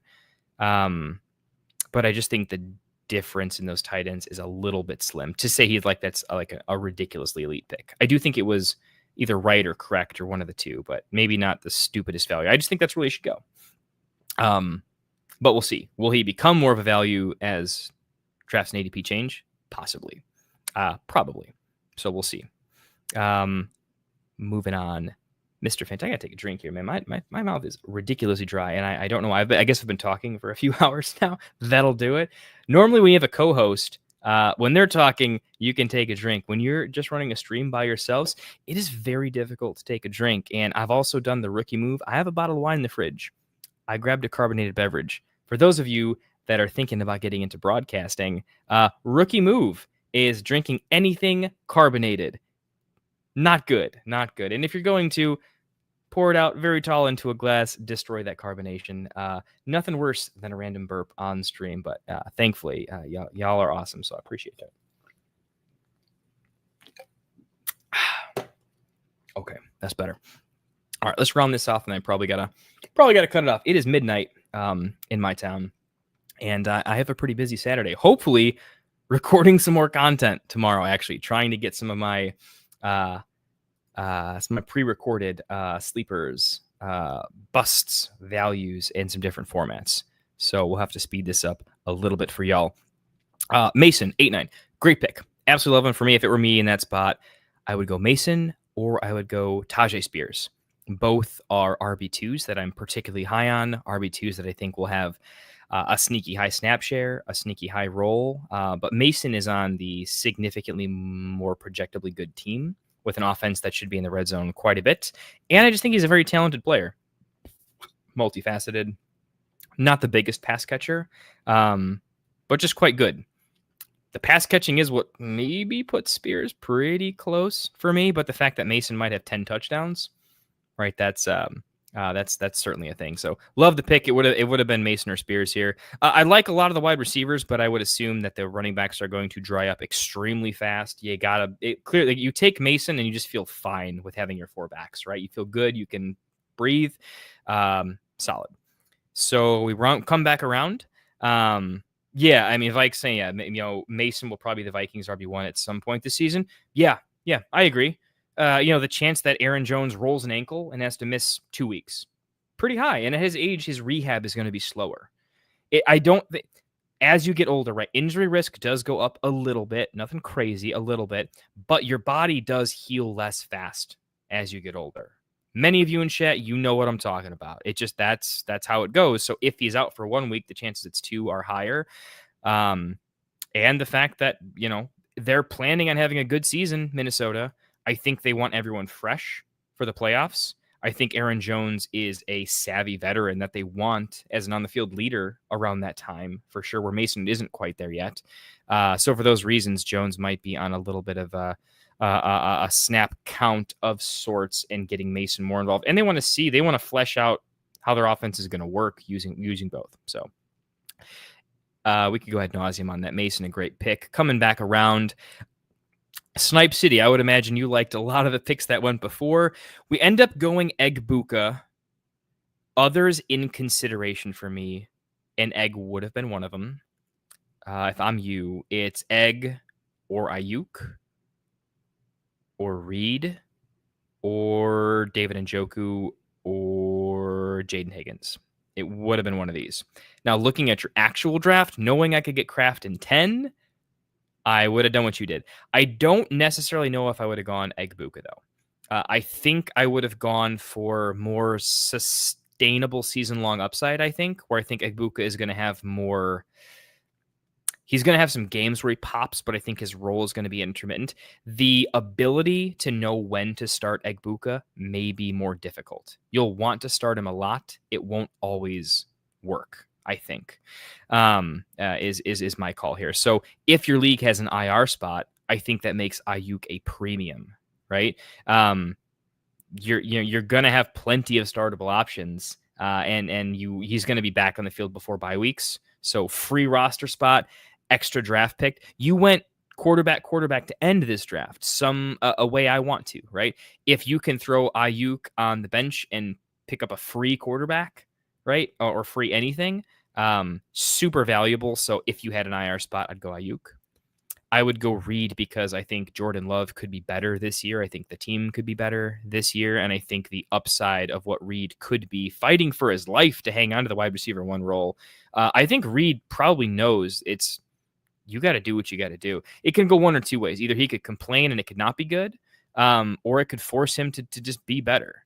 So we'll see. Yeah, the punt returner stuff I was just putting up there. God, I hope not. But if that's what he's doing to earn favor with the team, and he's saying, I'll return punts, I actually don't look at that as a negative. I look at that as like, that's a coach's guy, right? That's cool. So Egg-Buka, not a bad pick. I do think I would have gone another way. Now, I would have gone like Egg-Buka versus Jaden Higgins. That's close for me. I'm probably the world's lowest on Nico Collins. I actually don't mind Christian Kirk in that offense. I just love Jaden Higgins. I do think Egg-Buka is a better wide receiver in a more pass-heavy team with a much better O-line. So, like, those two feel close, but that's a dynasty thing. Like, look, it's Egg-Buka here. So, but again, I would have taken Ayuk or Reed above Egg-Buka. And this is from a massive Egg-Buka truther. The most significant take I have for you is the you may not always know when to start Egbuka. His blow-up games may not be as predictable. That's the reason. Now, if injury happens, do I think he's automatically, like, to start the year, do I think there's a shot within a couple weeks he's actually just the wide receiver 2? Because Evans is still the one, but we'll see what Godwin's doing. Yeah, that's a reality. But assuming they're all on the field, he's still just the 3, and it's hard to know when he's going to come in. I mean, we didn't really know when to start Jalen McMillan for a while. He was hot for so long, right? But there was no one else there. When anyone was around, it was more hot and cold. So those are the reasons. It may have been safer to just go Njoku, right? And honestly, let's say you take Egbuka off. How would you feel about your draft if you went David Njoku at 9-4 and then still had Kraft at 10-9? I think that's still a fine play too. Then you're just bulletproof there, and you can play matchups. You can play just who's got the hot hand type of thing. Not a bad way to go. And now that I'm thinking about it, would I take Njoku over the other wide receivers? Probably not, but it's close. It is pretty close for me. I like playing the ADP game a little bit more if you can. So yeah, I would have gone Njoku or the other two, but it's close. Kraft, given how the board fell, Kraft is the pick there for me. It's not close. I think Kraft is still a fine pick at 9-4 straight up, and it's a full round later. So I have 0 others in consideration. Given how your draft went, it would be Kraft. I would pick it in 1 second, and I wouldn't think twice. On the comeback, Garendo gone, Ford gone. That sucks. Man, whoever drafted those guys, smart. Went with Jonnu. Close. Now, I do see some legitimate upside. I know everyone immediately ran to, Jonnu, Freiermuth, maybe not a great offense. This won't be good. I think Jonnu got the ball last year because he's really good. I think they want to give Jonnu the ball a lot more than they want to give Freiermuth the ball. I think Jonnu was brought in similar to like Gesicki being brought into Cincinnati, like with an oft-injured T. Higgins. They needed a pass catcher. I think Jonnu was brought there to be a wide receiver. I think he was there to be a pure pass catcher, but a pass catcher that can play in 12 personnel in a run-heavy format structure. So I am not burying Jonnu like a lot of folks are, and I do see some sneaky upside. Rodgers loves his tight ends, right? I mean, he always has. He's thrown some pretty sick touchdowns to a lot of tight ends over the year. I think he's crafty, a savvy veteran, wants to find ways to get everyone involved. And I think Rodgers is going to see, look, Smith did some things for Miami. He's a good player. Who else am I throwing the ball to? Yeah, it's no. Like, I don't want any Steelers outside of Metcalf and Johnson. I agree. I don't want to start anybody else. I don't want to draft anybody else to like play. But if we're between drafting a handcuff in Charbonnet and wide receiver, well, I actually kind of like Shaheed a little bit, but basically wide receiver 3s, not great ones, and handcuffs. Who's more startable? Jonnu, like if you had to play him week 1, Jonnu, Sharps, Ray Day, like it's Jonnu over all those guys week 1, right? Week 2, still probably there. Like if assuming no injury, Jonnu is going to be better than the running backs there. You could make the case that like, if you like the upside of Jonnu, like what's the upside of like Likely around later or Ferguson or even Kincaid to that extent? And you're like, well, how much do you really like Jonnu when there's a lot of chances kind of all around there? The point I'm making is I guess I'm not as low on Jonnu, and I think there's a blind spot here that they didn't bring in any pass catchers. And if they don't, Jonnu could legitimately be the second pass catching option. I draft tight ends because I want a tight end that is they could legitimately be or probably going to be the second receiving option. That's how I think you find league-winning tight ends. That's what I saw with Mark Andrews when I drafted him way back in the day when he was my last pick in many drafts. I don't see Jonnu the same, but I don't see him being buried as much. And I do kind of like the idea of drafting 2 tight ends that have some upside because if they both hit, oftentimes people that have just trash at tight end will trade for one, and I'll oftentimes draft a second tight end to trade.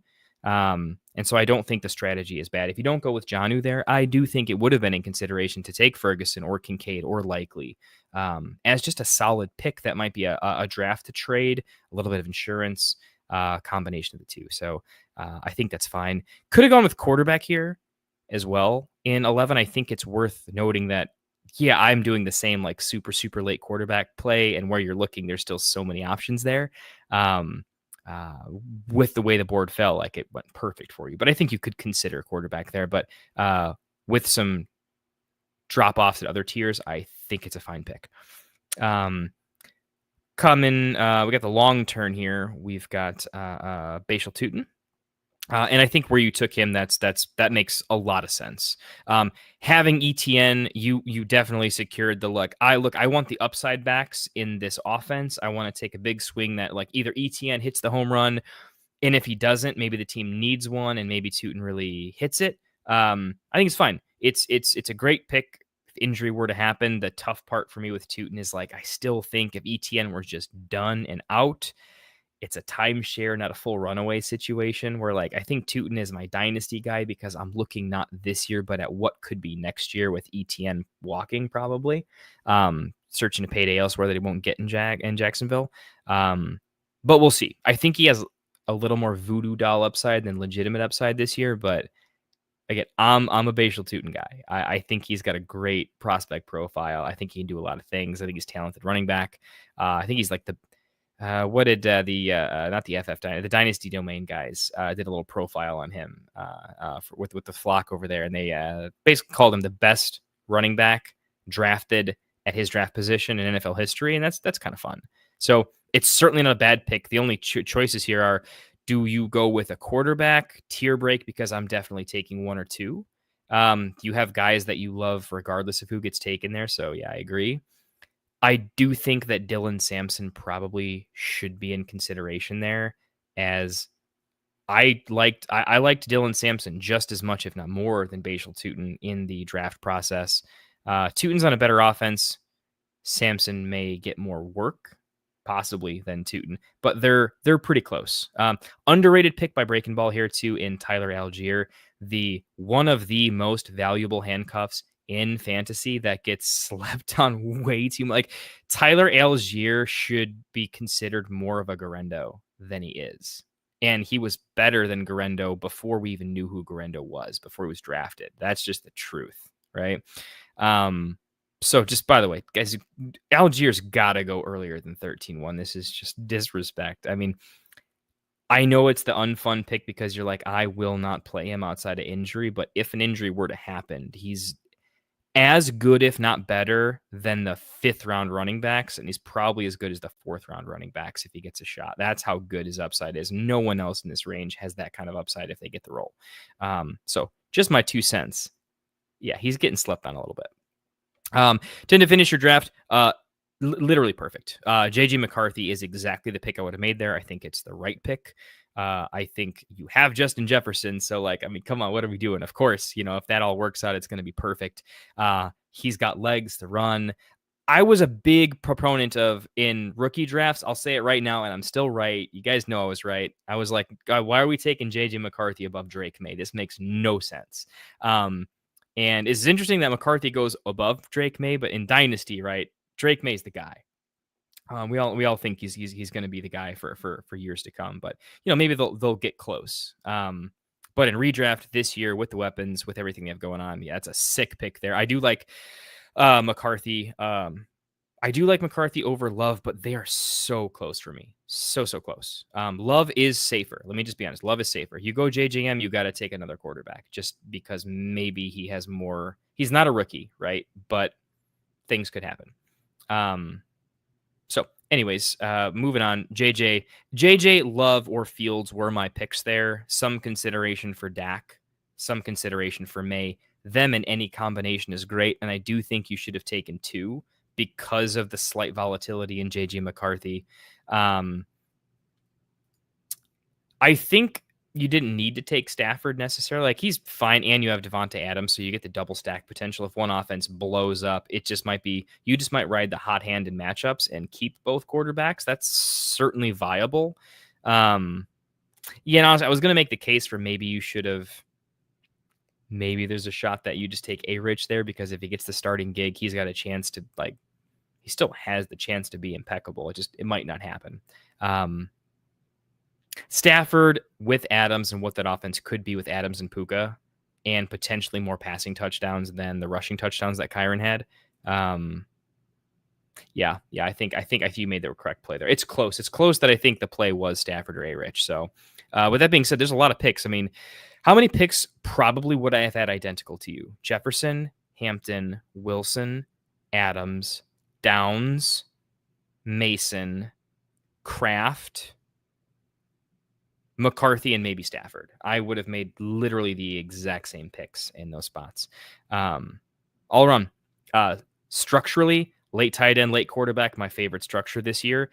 You pulled it off with one of my targets at tight end and two of my targets at quarterback.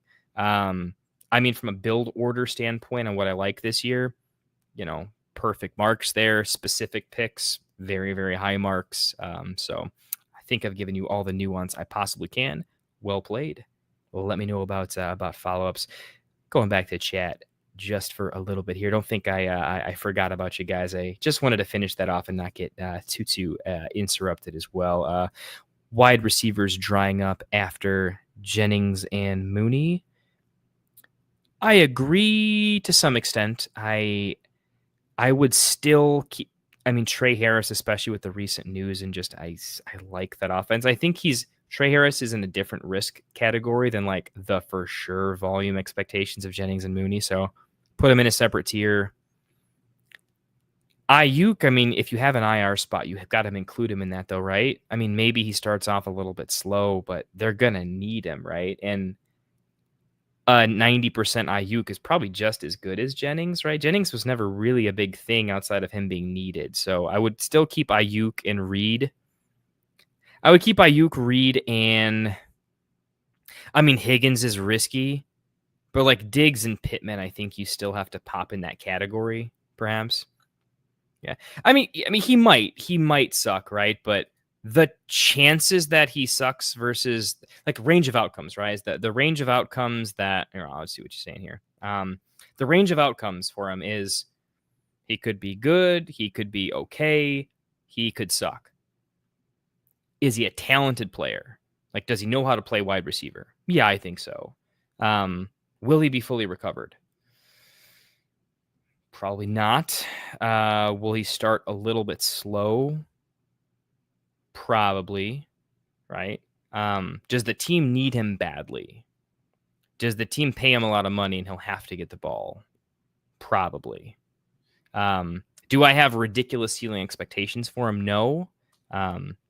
Whenever I hear a take like that, I guess my mind runs to how right do you think we are on the he's definitely going to be great when he comes back and he's definitely going to be bad. Plus or minus 60% that you feel you're right. I don't know. I just don't know. Like, I think he could and might, but I can't say probably. And I need to have a better feeling on it. So that's also why I'm probably like, it's the IR spot play, right? I can take the risk because I get a free pick. And I'm looking at some of the picks later on. And like, if I can throw Ayuk on an IR spot and I can grab A-Rich for free because I took Allen or Burden, right? Like that feels like free value. The ability to trade Ayuk right when he comes off of IR to somebody that wants to take a shot that he could be awesome, you could actually get some trade value from your IR spot, right? So just for a couple reasons, I guess I'm pointing out that he doesn't have to be a bad pick though. I would absolutely take Mooney over him 20 times out of 20. It's not close. And I would take Reed over Ayuk outside of that IR. If you take the IR spot away, he goes way down for me, though. Like, I need that IR spot to make this pick. Without it, he's down at least around probably 2, just to be fair. So that's how much I'm putting weight on that free IR spot part of the value, if that makes sense. So I'm closer on your take. It's more of the situationalness of the pick. Reed, I think, is a little slept on there. I just don't really love Diggs anymore at this point. A lot of drama. I like I don't think Pittman's dead. I mean, he had a lot of those injuries and whatnot last year. I tend to follow the like if a player is buried because of injury situation, I just think the chances that it's not a situation going forward are more likely than the public gives him credit for. So I would extend my tier of wide receivers that are still I like to some degree, but if you were putting them in similar tiers, I think there's a big difference to your credit, Vike, with guys at the top of my tier that I think are very different versus the like Mooney feels great to me. None of those picks I mentioned feel great. So to that extent, I would agree with you to some level for sure. Just finishing out a couple of others here. Got Picadelphia. I know I'm saying if you guys don't know him, this is one of his usernames, but in Discord in a lot of the place. I also know him as Terry. Just throwing that out there. I'll take TJ Watt from Steelers and Johnson. That's about it. That's fair. Yeah, give me some TJ Watt too. Fair point. I don't know. You might have to change your tune, man. If my biggest think about even on the Vikings though, right? How much of your success is Kevin O'Connell? You guys have to be loving your head coach, right? I mean, dude's amazing. Look at who you just had at quarterback and how good Kevin O'Connell made him. Right? How do we feel about him now that he's not in the Vikings? That's all Kevin O'Connell, right? Well, if Kevin O'Connell can do that, who's a better coach, Kevin O'Connell or Ben Johnson? We don't know. But is there a possibility that coaching has been Chicago's Achilles heel for years? And outside of coaching, getting out of our own way, we could be good? I think we could be the next Vikings. And on paper, we're similar to you in talent. So we'll have to see. I hope we can follow the get the good head coach. It's all fixed. I thought that I wanted the Bears to do that. When Sean Payton got bought for a draft pick, right? I wanted the Bears to do that so bad. Like we could have all the first round picks in the world. If we don't have coaching, like they're just burn them all. Doesn't make too much sense. McCarthy should do well just fine if Sam could do well. Amen. I think JJ McCarthy is already a better coached college player. Plus, he's got more legs than Sam Darnold, and that becomes increasingly more valuable in the modern NFL. So, yeah, I think McCarthy's going to do just fine as well. Let's see. Looking at this draft, I've decided I'm going to start every draft with 4 to 5 wide receivers and then just stockpile late RBs. Don't like these later wide receivers at all. Certainly one of my more favorite ways to play best ball a little bit. My follow up on that, Vike, I guess, would be what are the way I would go, because I'm going to go through that thought process myself. I'm going to push every build out there to its extreme in multiple mocks to figure out what felt good, and I'm going to analyze it and what looked good. And then I'm going to see how viable each is, right? And when the build works, how league winning is it? If the board falls a different way, how bad did it go wrong? What's my recoverability? So I'm going to rank all this stuff. I've never published it before. It's always just in my head to win my own leagues, but I'm going to try to get more of that out this year. Vike, let's see that in a mock, man. I definitely want to see it. That's how Wilson has been drafting a lot. You guys know him. He drafts in here. He's pretty much been ripping at least 4 wide receivers straight, regardless of who's on the board. And we've liked the way his drafts have come out. So my biggest challenge is, so you get through 4. So you're in the dead zone. You would take what we might call the dead zone starting in 5, right? The Pacheco Mixons, you got the rookie running backs we like there, the B-Robs, the Pollards, the Mason. I mean, I have been pushing myself more in that direction, but not because I didn't like the late wide receivers. It was more because I was looking at the round by round difference of the running backs I was seeing. As soon as it got after Kyron Brees, I guess, even as early as that tier, I'm like, man, this late 3, early 4 feels pretty similar to round 7. It's close. And because of that, I was like, maybe I should go a little more wide receiver centric early so I can take more running backs later. Vike, I think the biggest challenge here is going to be we have to think ahead and say, is this ADP going to hold? How is it going to move? If it stays as is, I think that's more viable. If running backs get pushed up the board a little bit, we'd have to reevaluate that a little bit. But I don't think you're wrong at that being a very, very viable build at all. And plus, it's more viable than ever because, at least in my opinion, I like late quarterback and tight end. So the ability to go all those wide receivers and then go like chunky, drafting at least 3 or 4 running backs in a row. Like you could go through round 8, you go 4 wides, then 4 running backs, and still grab Njoku in the 9 or Kraft in 10, and then some quarterback, right? Because that's possible, you get to really rearrange those first 8 picks however you want to. And that may be the way to go. So we're gonna have to play around with it. Like I do think it could be very, very viable. We're seeing here. You start 4 wide receivers and still grab Henderson, Johnson, Pollard, Warren, Spears, and then fill it out. Yeah, I think we listed a lot of the same ones there. Completely agree. The thing is, right? So like people were reaching reasonably down the board for these running backs. When the running backs get pushed up in ADP, are we just going to take them at ADP versus reaching, or are we going to like reach for them earlier? And the likelihood that we can still, specifically that likelihood of getting like Caleb and Hendy in the 6th, I think they end up in the 5th at the latest. They may get pushed to the 4th. Hampton already started as like a 5th and then 4th and then 3rd. Now he's in the 2nd, right? I mean, that's one example, but rookie fever tends to catch. It's going to be a thing. Harvey will probably get boosted up unless J.K. Dobbins gets some big camp news, but I think Harvey might get more. We'll have to see. But I do agree, Vike, if ADP like this stays true, I do think that would be a way to win. You just look at Fanta's draft, right? Like, so through 4, right? Throw the Hampton pick in there as like, this is a more stable, like, okay, you want to go 4 wides through 4 through 4, but a running back value falls to you. Okay, maybe it's like, okay, that's how that goes. And then the next 4, instead of 4 running backs, it was 3 running backs plus throw downs in there, right? So a slight aberration, but it is kind of that through 8, it's 4 and 4. And I do think I agree with you in that I like the way the wide receiver early felt. And then I don't hate any of these running back picks now. I think they have quite a bit of upside. I guess I'm slightly more comfortable with some wide receivers in this range.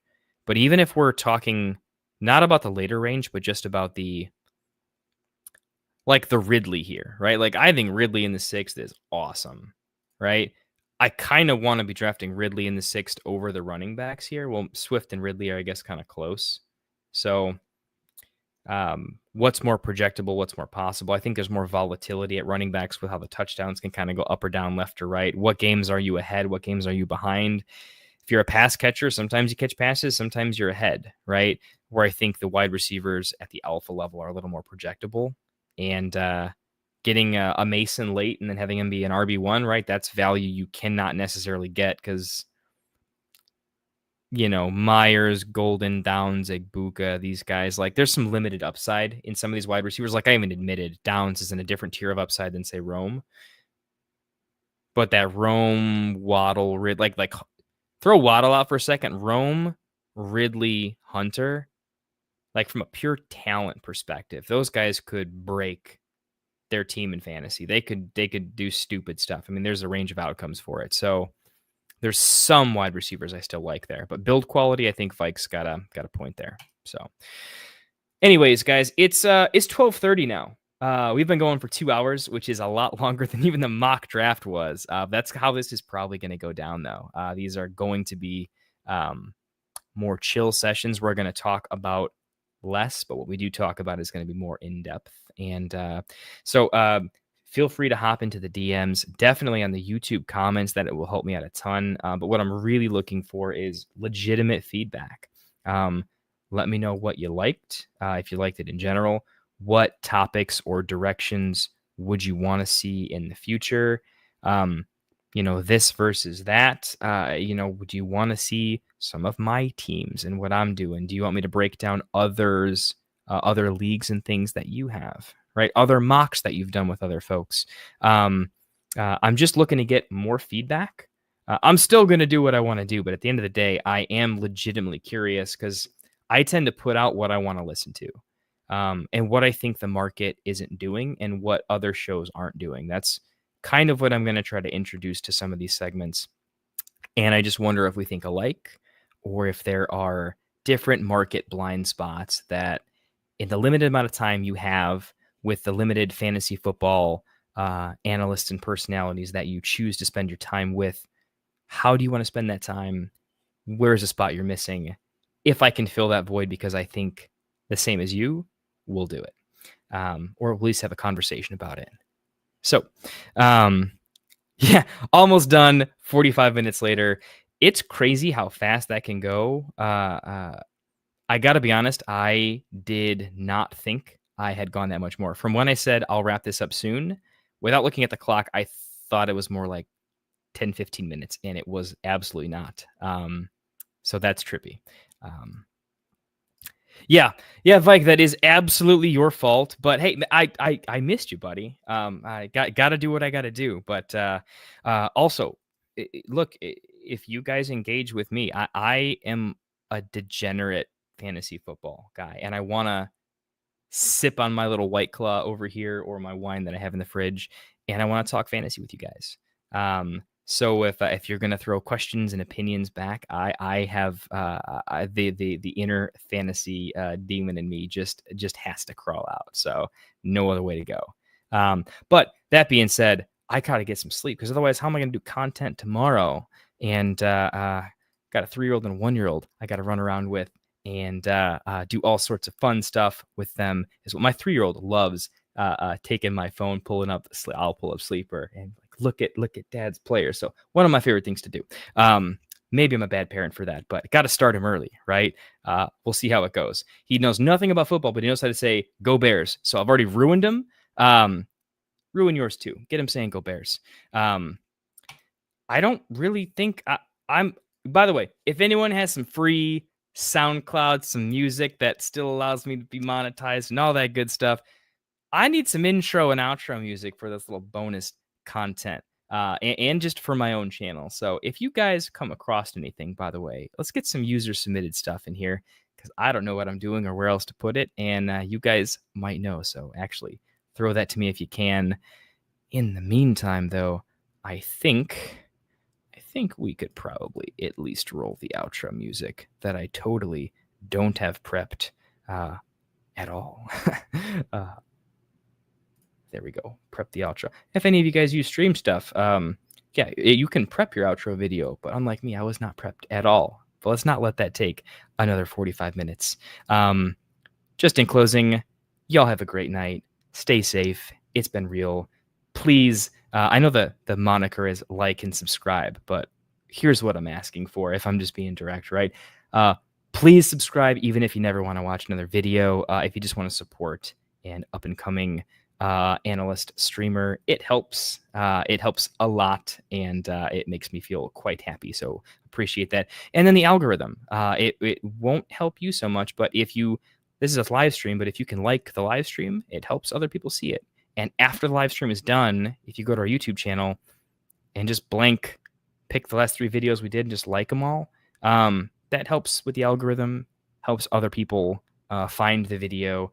And I'm pretty terrible at marketing, and I hate going on X and begging people to watch stuff. So if YouTube can naturally put it in front of a few people's faces, that would be super cool. Because again, not the best marketer. And so those little things go a long way. And it's free. We will be, I'm kind of spearheading the monetization of the channel, trying to find a way to make sure we're packaging legitimate content, all the fun stuff at the smallest possible price, and still free. Most of it is still free, but there'll probably be a package or tier where you can support the show, help us do more stuff, because we really can't do more without paying a couple bills. The wives are going to come for us at some point. I'm sure you understand. So I'll keep all of the fans in the loop and in the Discord and have full AMAs every step of the way. But if y'all can help us get to that point so we can keep the price down because we got the rest of the public and the masses maybe checking us out, that helps a little bit too. So if you guys are willing to help me out with that, this is my humble ask, and I thank you kindly for anyone that does so. And if you guys aren't, also, I mentioned it earlier, but Zion Penumbra here, aka Picadelphia, has a wonderful Discord. gives us lots of support, helps other new content creators and new streamers. So if you ever wanted to maybe get your start, Get Right helped me do that. And now we're going to do lots of fun things. Maybe we could do that for you. Maybe Terry can help you with that too, aka Picadelphia. So definitely check him out, get in our Discord, and we'll help you get over to his. We hang out there quite a bit. I am almost going to go for another 45. So y'all have a good night. Y'all are legends. Seriously amazing drafters too. Hardcore comment. I feel like folks could probably learn a lot just from reading our chat. These are sharp opinions. And steel sharpens steel. So with that, cheers, boys and girls. It's been real. Wanted to write fantasy is the play. Marking nothing but I tune every Friday. Strategies provided, I will lock in every way. So go and roll your sleeve.